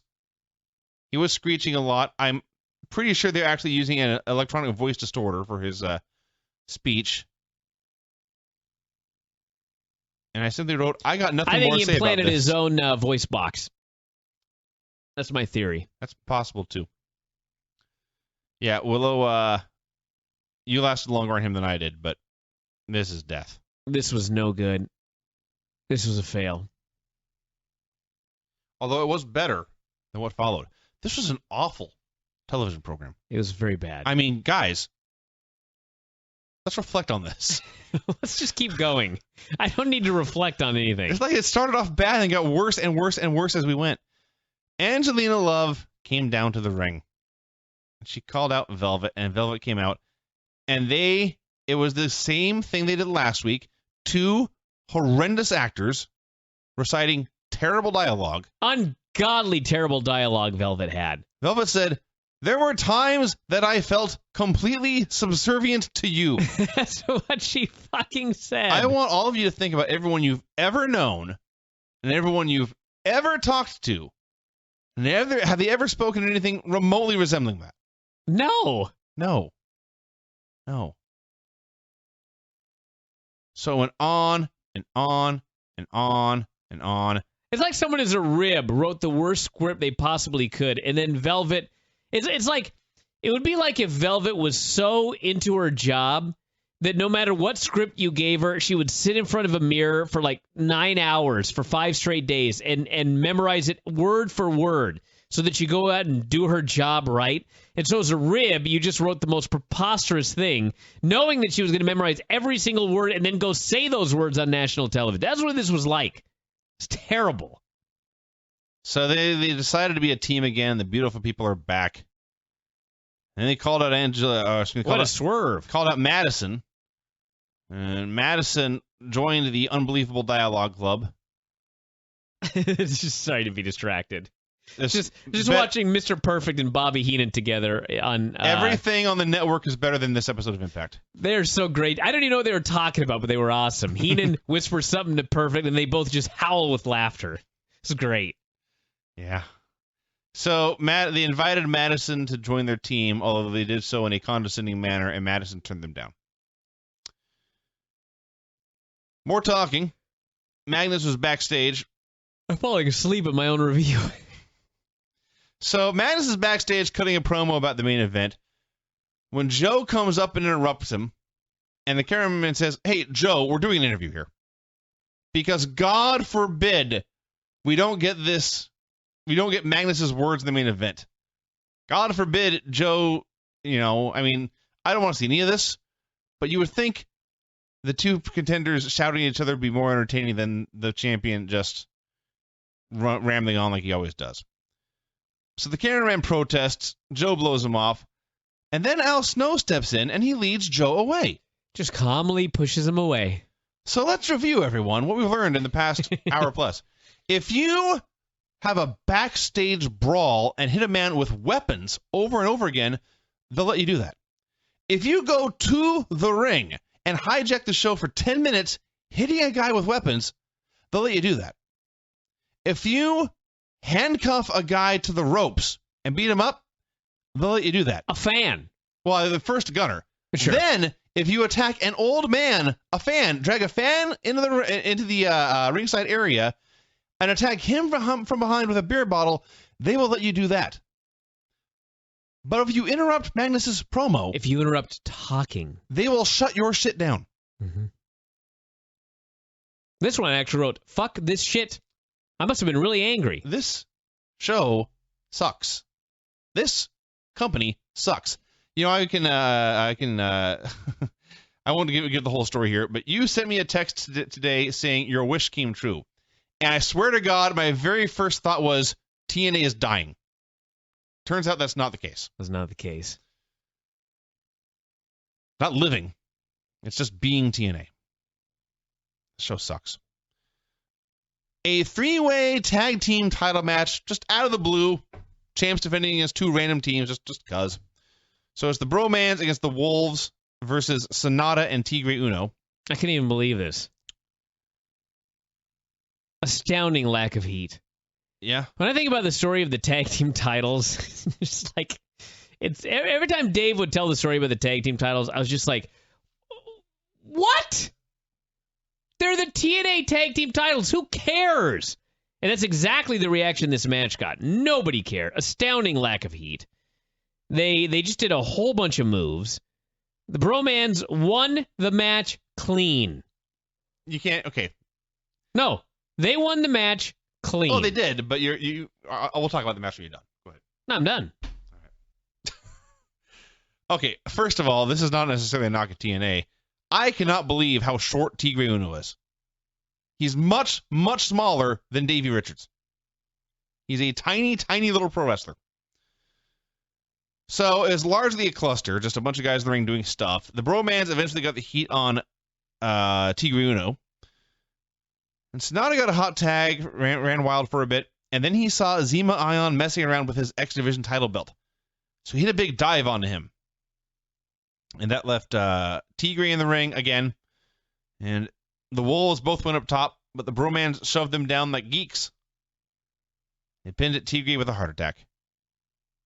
A mess of a segment. I'm entertained, not as much as I used to be, but I'm entertained by the Bromans act. But you got Sonata, Tigre Uno, and the American Wolves. Yes. And the Bromans beat them clean in a... All four of them. in a manner to make all four of them look like the biggest geeks possible. I don't know what's going on anymore. I won't say I've turned on the Bromans, but they were the air horn was out of control here. Yeah. This is a poor use of talent. All of them. So Angelina and Velvet had a meeting. Angelina left to meet with Madison. That's what I wrote. That's what happened. Then, after commercial, Angelina met with Madison. I guess we really needed that segment where Angelina and Velvet talked about this first. Mm-hmm. So her message was that she gave another sales pitch, come join our club. Madison said she would think about it, and she started to walk away. And then Angelina reached out, and she grabbed Madison's hair. There's a jobber in the ring with the Steiners right now who looks better than most of the roster. I can't believe how fast Scott Steiner's moving here. Scott Steiner was a freak. Incredible. Yeah. There's a very old episode of Raw on the network, God. everyone. Yeah. How about that? Yeah. Anyway. So, okay, Madison mentioned earlier in the show, and I had completely forgotten this, but she is the women's champion. She is, in theory, the best female wrestler on planet Earth. And as she started to walk away, Angelina grabbed her hair, and all Madison could do was scream. Ah, what are you doing? Help me! Help me! Like seconds pass, and it's not like Angelina was throwing her around. She just grabbed her hair. And finally, Angelina slammed her into a locker, beat her up for a bit, and said, the beautiful people are me and Velvet and not you. That was that. Man, did Madison look like an idiot. You fell for this? A trend on this show. There's a lot of that, yeah. MVP told Samoa Joe that he, meaning MVP, would be the one chained to Abyss. This did not work out so well. We had a Knux video package. I'm not making this up, everyone. A Knux video package. This is not about, at least not in detail, not about his training. It was not about all he'd gone through. It was not about getting turfed with the aces and eights, now coming back on his own. None of that. No.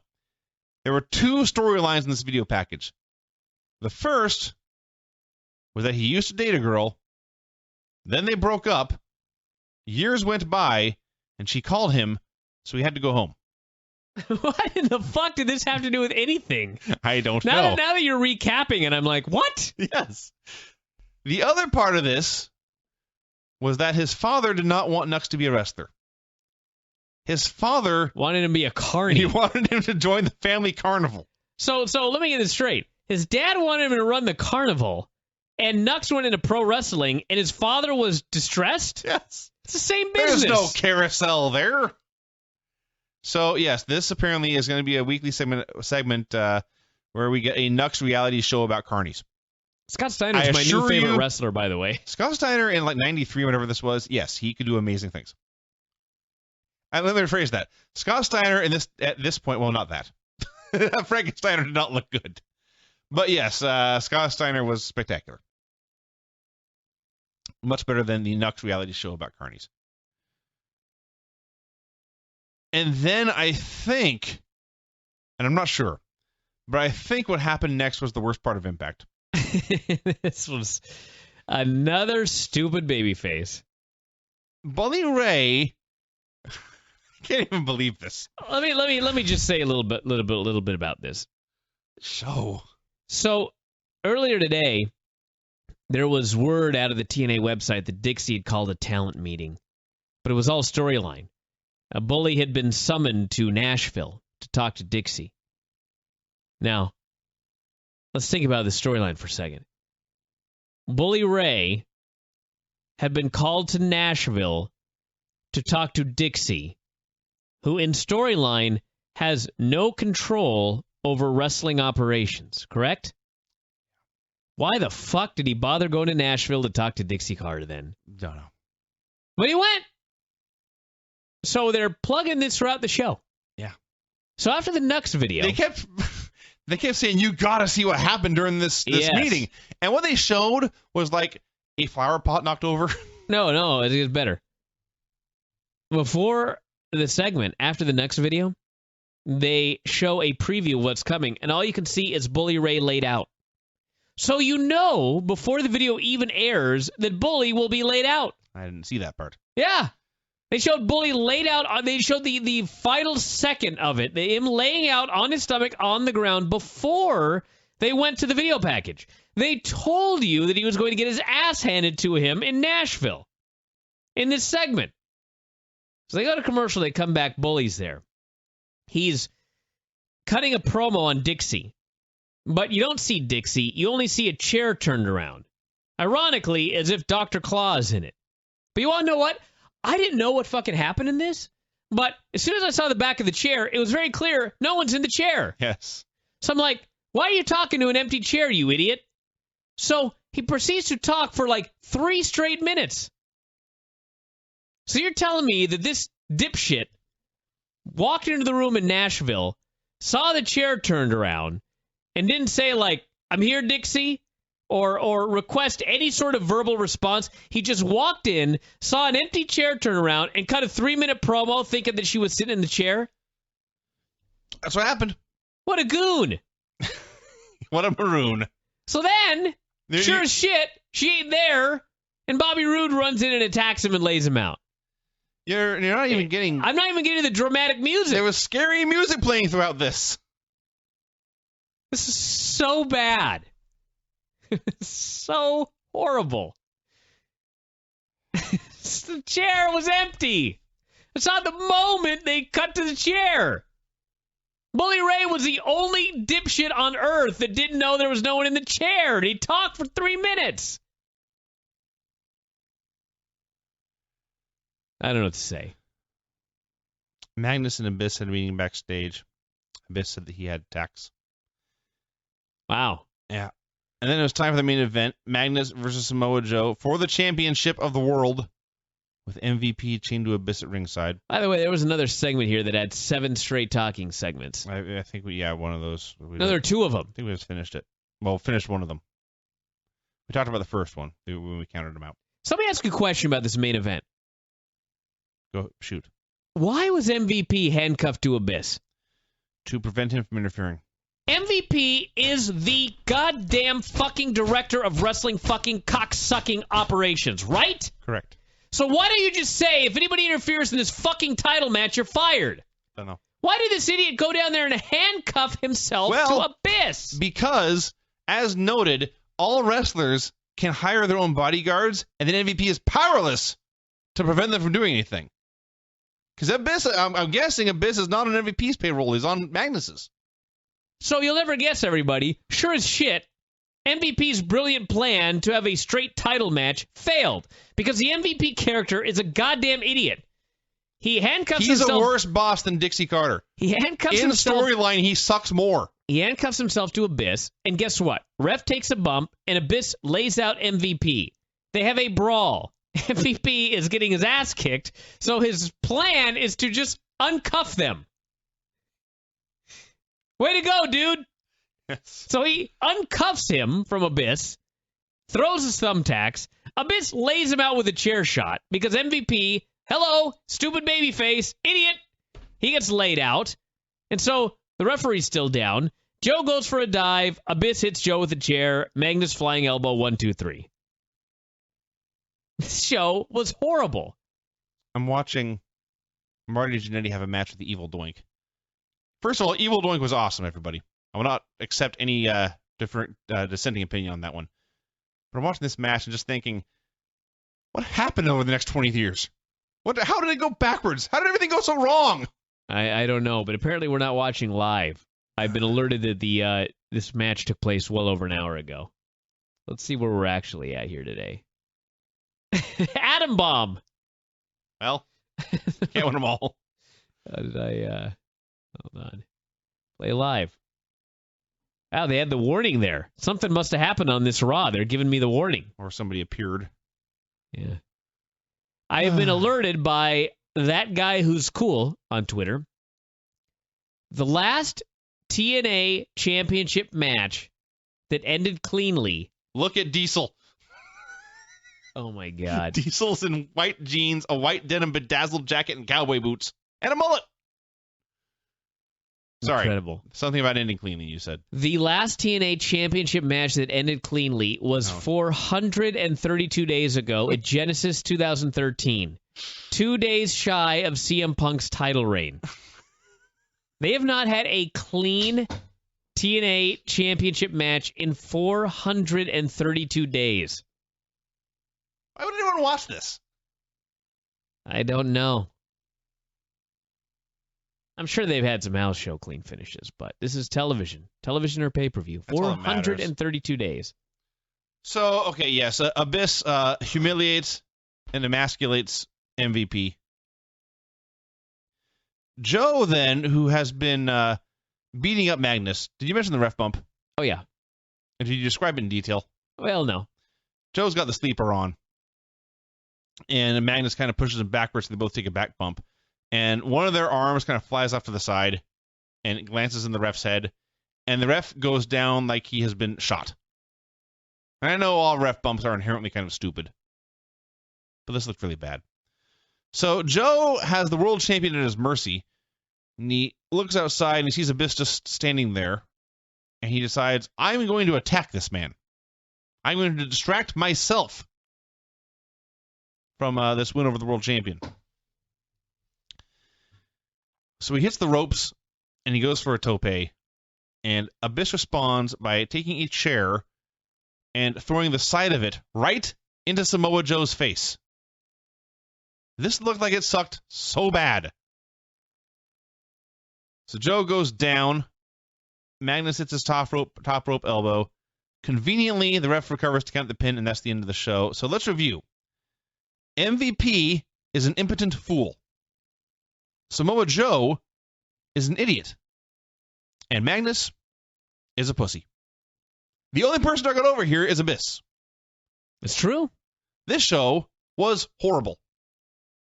I wasn't really a fan. An amazingly bad television show from a company that has done some amazingly bad television shows in the past. This show, by their own horrible standards, sucked. Yeah. The goddamn Winged Eagle is the best belt of all time. How can I win me one of those? Buy it. I just want to buy it. I want to win it. I have to start my own promotion and make myself champion in order to get that belt. I'm going to see who was in this Genesis 2013 match that ended cleanly. You tell me they couldn't even have babyfaces win cleanly when they were the champion? How's that even possible? Apparently not. Genesis 2013, the main event was Jeff Hardy in a three-way over Bobby Roode and Austin Aries. You know what? There may not have been a babyface champion since then. Because shortly after this, he lost it to Bully Ray. Bully Ray never won clean. And then Bully Ray... Who did he lose it to? Oh, Sabin. Who cares? Sabin. Yeah, those weren't clean. Sabin lost it back. There's interference in that one. Somehow it got stripped and there was a tournament or something. I don't even care anymore. I'm refuse to waste gray matter discussing this. The show sucks. The company sucks. Don't watch it. There you go. There you go. All right.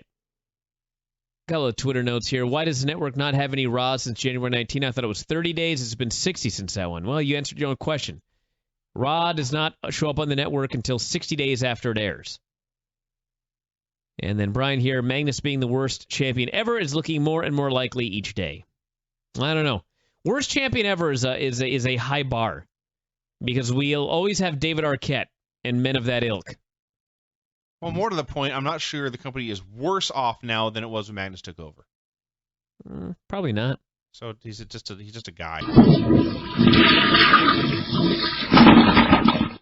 So it's Impact, and there's only one way Impact can ever start. Somebody has to come out for a promo because Total Nonstop Action has a lot of talking.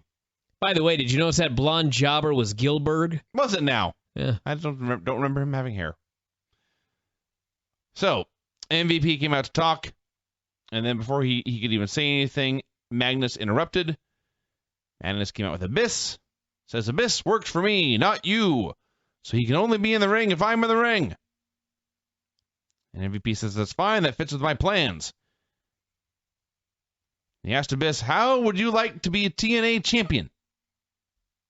So to recap, after establishing that Abyss is not under TNA contract, MVP turned to him and offered him a title shot. Not just that. Last week on the show, Magnus is having a match and Abyss is handcuffed to MVP.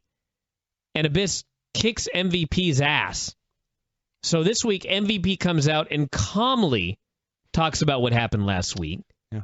He says, don't do it again. No punishment. He just warns him not to do it again and then gives him a championship match. Yeah. Stupid. Yeah. I think it's even dumber. So, Joe comes out, pissed off that MVP has just booked him. Instead of getting a title rematch, he's now in a handicap match. Yeah. And MVP says, no. It's not a handicap match. Abyss will be fighting for himself. Joe was not convinced. All four dudes started to brawl. Then Eric Young showed up to brawl too, and it went to commercial. So to recap, Joe deserves a one-on-one fair match. MVP instead adds Abyss, who broke all the rules and beat him up last week, to the championship match, making it a handicap match. Joe comes out and points out this stupidity. And then Eric Young comes in and this brawl breaks out, and MVP is now brawling. So at the end of the day, just to backtrack, MVP has now replaced Dixie as an idiot booker. Yes. It's been that way for a while. So, Eric. All right. So, after the break, they had a promo. Then it's time for more talking. Eric, Joe, and MVP are still in the ring. And Eric turns to MVP and he says, "You got to put me in the title match, dude." Why? Because that way, if you make it a four-way, then I can fight Abyss and Joe will get his one-on-one match. Now stop and think about this for a second. If Abyss needs taking care of, then why'd you put him in the goddamn match? I don't know. I just love the inherent logic or lack thereof of what he said. If you want to make it a one-on-one match, you need to add more guys to it. Yes. That's what he said. So MVP said Eric had now earned a title shot. Eric proceeded to rattle off his gimmicks, his championships. Said he had taken every crazy idea the company had ever given him and hit a home run with it. And said some people considered him the most entertaining wrestler in the world. Yeah. Name one. Well, Taz, apparently. Or maybe Taz said he didn't consider him. I will give you ODB. Name another. I liked how Eric's argument that he should be in the championship match was to rattle off a list of all of the stupid gimmicks he's been a part of. Yeah. So, eventually, MVP put him in the match. Now Joe had to fight three guys, so he was pissed. So Joe and Eric brawled. They got separated, and Joe challenged into a match, and Eric accepted, and MVP made it official. It was sad how little heat there was for all this stuff on this show, at least until the main event. Main event had pretty good heat. But man, Joe's there brawling with this guy, Eric, and everyone's just sitting there watching. And why would they behave any otherwise? You know what I mean? You can't even say that like they were quiet because there was nobody there, because they were very loud in the main event. They just didn't care about this. Why would they? They shouldn't have. No. By the way, Doink the Clown is about to wrestle Phil Apollo. I believe Phil Apollo would later play Doink. What an irony. Probably wrong on that, but you never know. Wolves met with MVP backstage. They wanted a match with Magnus and Abyss. MVP said fine. Somewhere in the woods of North Carolina, Ethan Carter III and Rockstar Spud were on, and I quote, the hunt for Willow. Why did they go on a hunt for Willow? Why didn't they just wait at the building until he showed up? I don't know. People have been begging for us to talk about these segments. You know what's funny is, of all the stupid stuff on the show, this was low on my list of things to complain about. Really? Yes. I enjoyed some of it. It was just, and the announcers announced that it was wacky. Yeah, intentional comedy is what this was. I mean, yeah, if you want to take this show, like, seriously, this was stupid.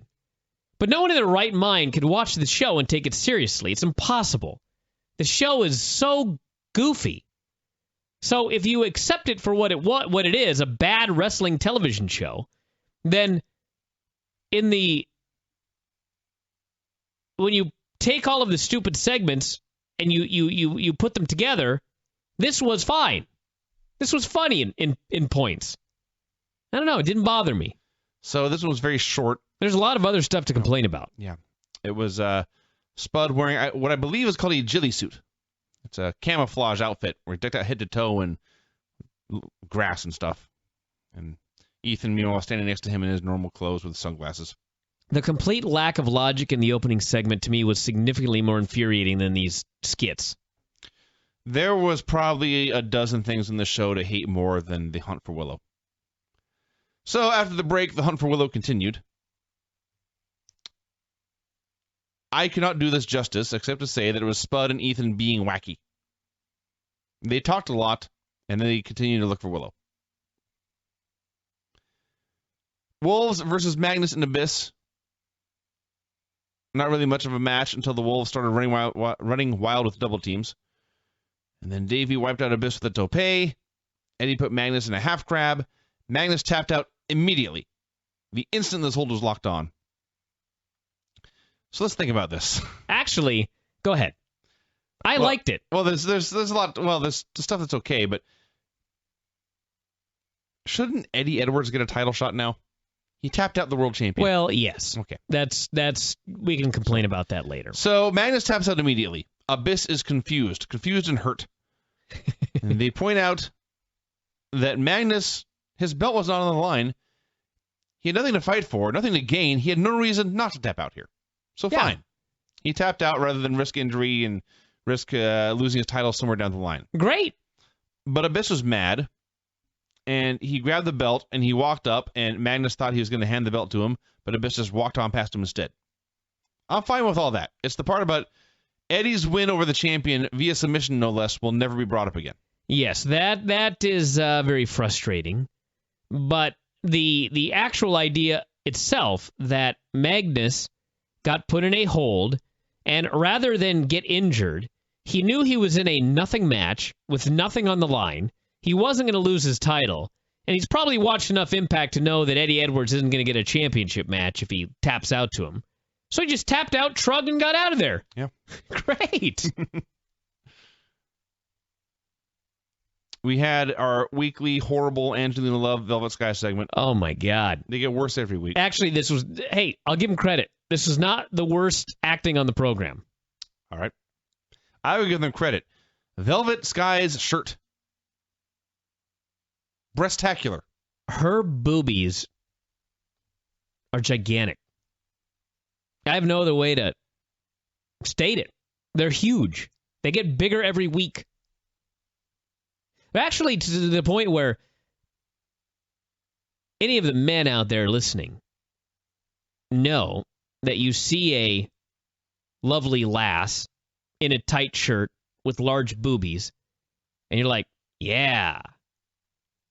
But, at least for me, at some point, they get so large that you're now looking at them like you'd look at, I don't know. It goes from being like, yeah, to... They stop being attractive. What? And start being ridiculous, yes. How big are they going to get? Like, all you can do is talk about the physics of them at that point. Which is not like a... You know what I mean? Like, I don't want to... I don't know. They're ridiculous. Not your type. They're just ridiculous now. Like, you can't look at them. I guess you could look at them and think lustfully. But mostly you look at them and you're just like, how the hell are those things being held up? How does she not fall down? How is she, properly balanced? When is she going to stop getting new ones? These are all the questions that go through your head. But yes, they're very large. So, this went on for a while. You recall that last week they reunited. Here they were teasing a breakup. 1 week. So Angelina said she had a match with Madison later and Velvet would have to pick a side. Who in the hell is spamming me on Twitter? I'm getting the same thing. Are you getting the same thing? How do I stop this? Just block these idiots? Stop looking for the hashtag. They've added their hashtag to their... There's got to be a way to stop this. I don't think you can unless you stop everyone who's using that hashtag. I'm just going to block all these idiots. I'm curious, frankly, how we got up there with things like Lady Gaga and Stephen Colbert and other giant stories. Because we're rock stars. Oh, right. I'm just going to block all these idiots. Infuriating. Well, while that's going on. Go on. We had a Hunt for Willow segment, and it was, I think, the best thing on the show. So they're at a barn. They found a barn, an abandoned barn, and Ethan wants Spud to go in first. And he tells Spud it's time to enact Operation Human Shield. So Spud rejects this notion. So Ethan goes into this barn and he's looking in the rafters, talking about how he can imagine Jeff Hardy practicing his sentons off ladders here all day long, not a care in the world. And as he's speaking, it cuts back to the door where Ethan is standing there. Or, excuse me, where Spud is standing there. And it goes to what some of our readers have dubbed Methovision. I didn't see that. It's actually in a GIF. It may not be one our readers made, but it's the same wacky camera effect they used for Willow's entrance. And in Methovision, Willow appears, grabs Spud, and disappears. And camera goes back to normal. Ethan looks around. There is no Spud. Willow cackles, and it ended. It was hilarious. The abduction of Spud was worth all of these stupid skits. Just the fact that he gets abducted by this ghost, this whatever Willow is supposed to be, and you hear a scream, and then it's the Methovision or whatever they call it. This was an amazing segment. It was, to this point, by far the best thing in the show, and I'm pretty sure it was by the end of the show as well. Bully Ray came out. A bunch of indie geeks came out with him. They all had tables. It was like a yes movement on Impact. It looks very familiar. Taz got in a 2 tomatoes, 1 table line. They are pushing way, way, way too hard. And Bully Ray was now beloved by all the fans. Kept calling him a fan favorite, if I recall correctly. Probably did. So Ray called out Bobby Roode. They talked for a long time, and Ray wanted to fight, and Roode didn't. And finally, they started fighting, and these two guys just had an unsanctioned table match for like 10 minutes. I hated this segment. It was horrible. You know, every now and then you'll see an unsanctioned brawl on a wrestling show. We see it on Raw all the time. You know, Batista goes after Randy Orton. They have a quick brawl. Geeks come and break it up. If you are going to have a brawl like this, an unsanctioned brawl, it's got to be over quick. It can't go long because, and it happened here, there was less heat with each passing minute of this brawl because there's no referee out there. It means nothing. It's thus a waste of your time. And furthermore, it was even more a waste of my time because the whole storyline was that Bully is trying to put Bobby Roode through a table and Bobby keeps escaping. Hello, I just saw Bully put Bobby through a table 2 weeks ago. Been there, done that. I've already seen it. You ruined it. You wasted it. So they brawl, and they brawl, and they brawl, and they brawl. Bully puts his foot through a table. They brawl, they brawl, they brawl. Bully goes through a table. And finally the thing just ends. And it's like, what did this accomplish? It just went on and on forever. I mean, it was a time waster. It'd have been totally fine. First off, if Bully hadn't put him through a table 2 weeks ago, if that had not happened, it would have been totally fine. They come out here, quick brawl, Bully tries to put him through a table, Bobby flees. Great! Now you want to see the match. Now you want to see Bully put the guy through the table. Isn't that the whole point of all of this? I have no idea what the point of any of this is. This sucked. Abyss and his heavy breathing met with Magnus, handed the belt over. Abyss said he was not used to losing. Magnus said, too bad, you're going to lose next week. Not used to losing. He spent 2 years doing nothing but losing. Yeah. So, much like the beautiful people, they formed a union last week, and this week they're teasing a breakup. Up to this point, a lot of people were commenting about how can't wait to hear Bryan and Vinny rip Impact apart tonight. And up to this point, I thought, you know what? It had just been your average crappy Impact. From here, things turn south quickly. Oh, yeah. I don't know if they ever recovered. This, like the last hour of this was so bad. Okay, I have tuned in here to Total Nonstop Action's Impact Wrestling. Theoretically, this is a show covering a sporting event taped in Orlando, Florida. There's a lot of wacky characters, a lot of talking going on, a lot of verbal jousting. But that's the general framework of this program that I'm accustomed to. What I got here was Knux talking to someone doing a very badly acted drama show about events that have happened in his past. You're not even doing justice when you say very badly acted. This was awful. In fact, my exact words were horrifying Knux video. So, he was with a girl. They were talking about a flood. They had video games and jukeboxes that had been damaged. He thought he could fix some of them. She said, "What about these?" He said, "No, I can't fix those." They began to talk about her father. Or his father. Or his father. I don't even know who she was. Was she her sister?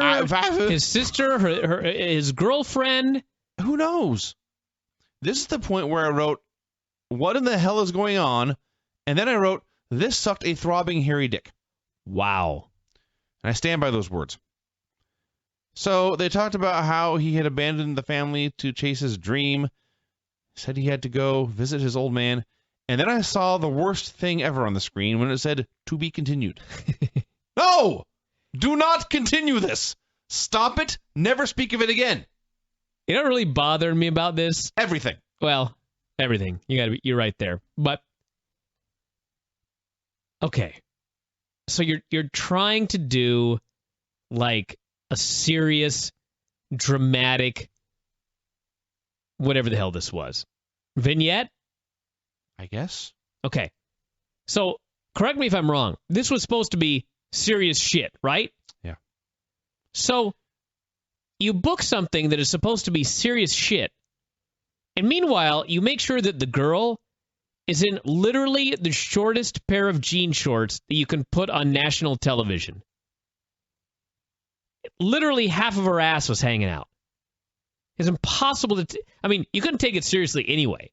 But it was even more difficult to take seriously because you're just sitting there baffled, wondering what the hell is going on. Why is her ass hanging out of these shorts like this?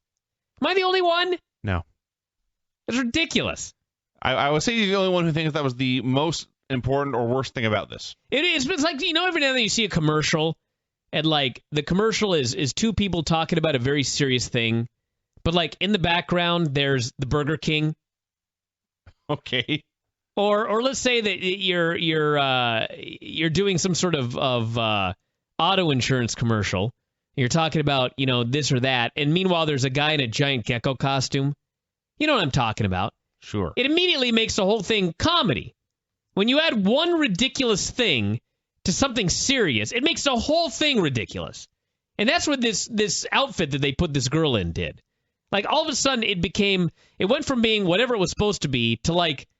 You're waiting for the porn to start. You know what I mean? I do not want to see a porn with Knux.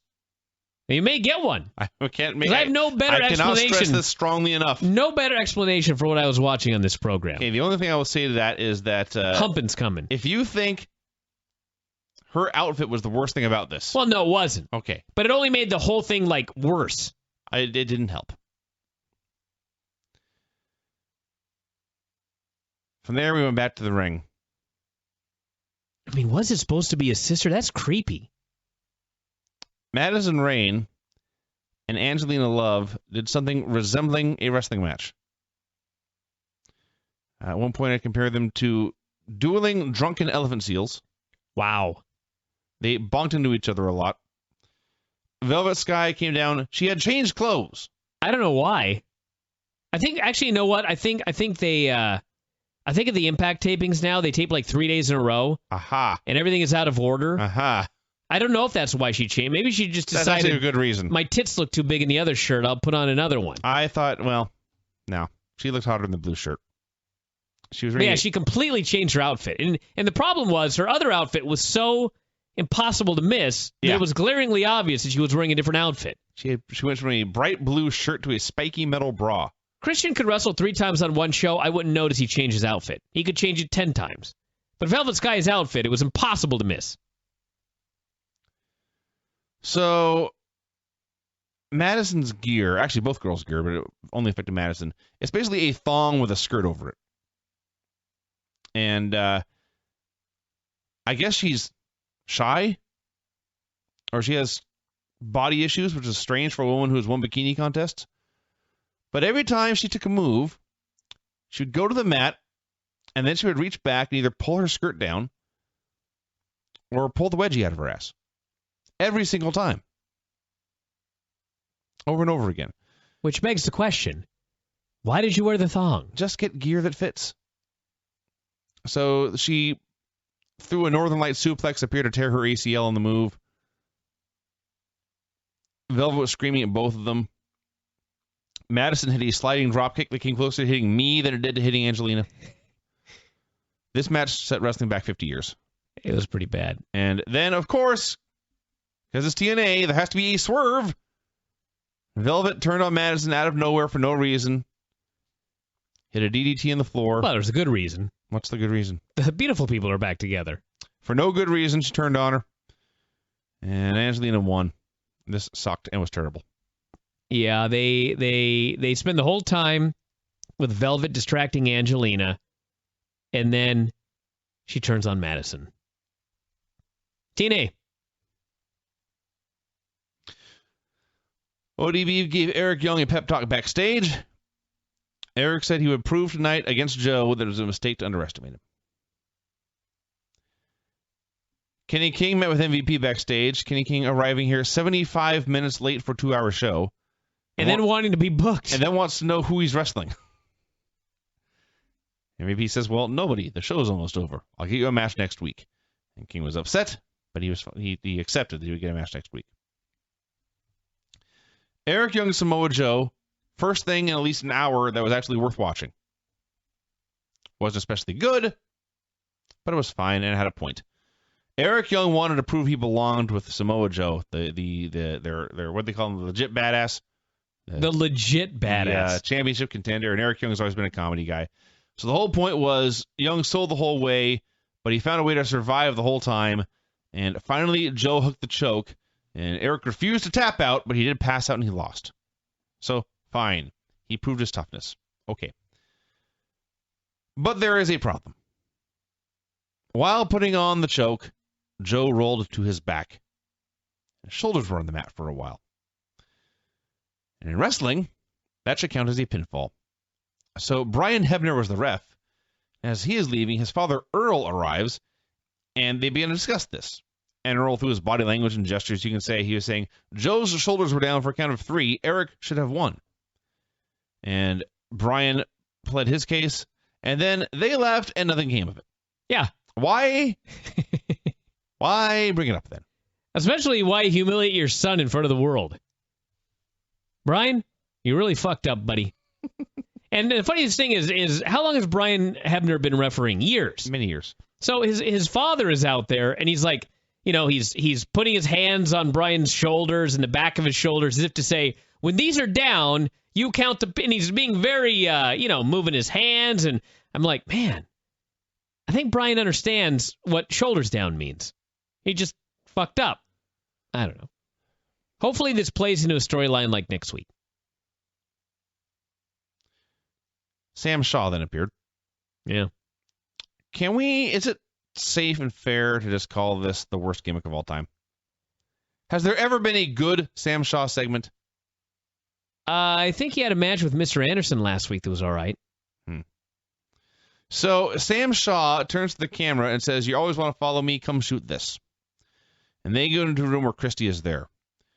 And Christy Hemme, even though this room had a door on either end of the room, and even though there was a cameraman there, she could have asked for help, all she could do was scream and cry.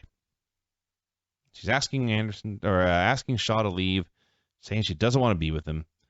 There's nothing she can do.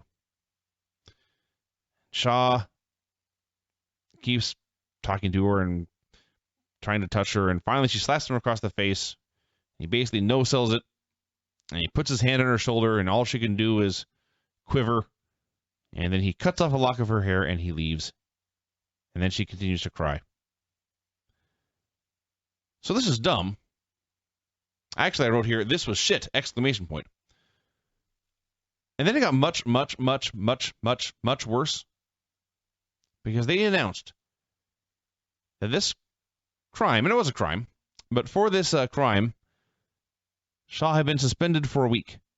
1 week. How many people, and I don't mean Anderson, I mean production geeks. How many TNA employees has Sam Shaw violently attacked and knocked out and incapacitated? At least a half dozen. No punishment. He cuts Christie's hair. 1 week gone. I'm not justifying scaring a girl till she cries and then cutting off No, this is a tiny horrible lock thing of to her do. hair. Don't do this anymore. A terrible thing to do. But on the scale of what Sam Shaw has done, Yes. this was his least, I don't know if I'd say least, but this was low on the list of atrocities. Suspended for a week. A whole week, everybody. Still made the show. Yeah. He'll be back He next was week. so suspended they put him on. They aired this on TV. Can't they just say Sam Shaw has been suspended for a week for unprofessional conduct? Then show the entire video of him humiliating and assaulting her? So dumb. Hate this character. It's horrendous. Hey, Dwayne Gill's back. Dwayne Gill's about to get murdered by the Steiners. Main event was James Storm versus Gunner. They worked really hard. They beat the hell out of each other. The crowd was into it, which is an amazing feat on this show. That was incredible. It was a pretty good main event, but 2014, I'm watching two guys stand in the middle of the ring and trade unprotected headshots. Granted, it was trash can lids, not like big heavy chairs, but come on now. Then, an hour after we had seen Bully Ray and Bobby Roode go through tables like 3 or 4 times, they're still doing table spots here in the main event. And what else was there? They hit the spear through the table. It looked like they didn't break their fall at all. A chair broke before a guy had a chance to go through it. Started kicking out of finishers. And finally, Gunner won with the... Brock Lesnar calls the F5. But they can't call it that here, so it's the Hanger 18. Hanger 18, that's where the alien bodies are. Is it? Yeah. I didn't know that. What does it have to do with him? I have no idea. Maybe... Is that what he did in the military? I was just saying, maybe he was stationed at Area 51. Wright-Patterson Air Force Base. So that was it. And, the other thing, by the way, as this match was going on, the main event of the show, Gunner's chance for revenge after his father had been attacked.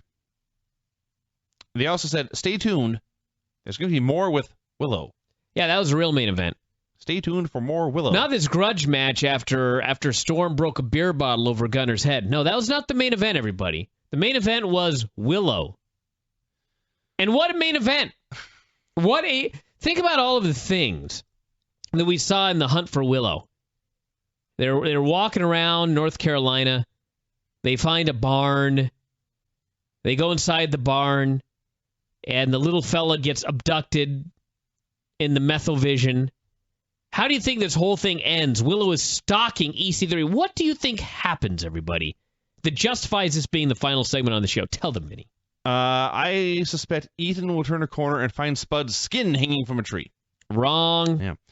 Although he did find him with a skeleton. Ethan turned a corner and found Spud tied up on a bench. And he was looking around. He threatened to burn Jeff's property to the ground, which I thought was a little close to home. Found Spud tied up on a bench and didn't untie him. Just looked around and asked where Willow was. And then Willow appeared. He beat up Ethan with an umbrella. Then he left.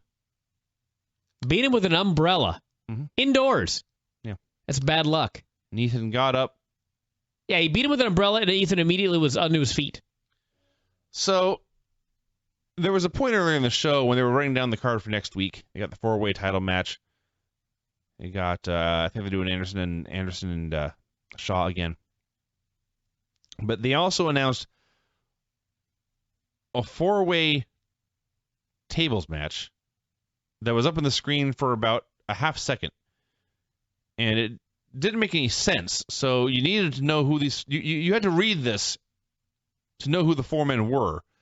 And it wasn't up long enough to tell that. So we had to go back and check. The tables net match next week is Willow versus Ethan versus Bully Ray versus Bobby Roode. Oh, yeah. Why in the world is this match happening? I don't know. You're asking the wrong guy. I don't get it. I don't understand. Especially since Willow's has been out in the woods. Why would Willow want to face Bully Ray in a tables match? I don't know. Why would Bobby Roode want to put Ethan through a table? Got me, dude. What they're doing is they're putting feuding fellas together. Bobby Roode and Bully Ray and EC3 and Willow. You put them all together in a 4-way match just for the hell of it. Have a match. You know? Well, that is in fact what they're doing. For the hell of it is the answer. Yeah. So I hate this show. Wow. I didn't get angry at this like I have before. I enjoyed very, very little of it. I want them to be canceled. Seems harsh. Seems fair. What else do we watch on Thursday nights? The network! I guess you're right. Almost everything on the network is better than Impact. Lex Luger's talking about the Lex Express right now. They were talking about his academics, it said. Oh, his academics. That's even better. Yeah. I will say that one of the things I first watched on the network was, I believe, where was it from? I want to say Toronto. But the main event of the show was a steel cage match between Andre the Giant and Kamala. That was worse than this episode of Impact. I will confirm that. Sounds no good. Oh, it was bad.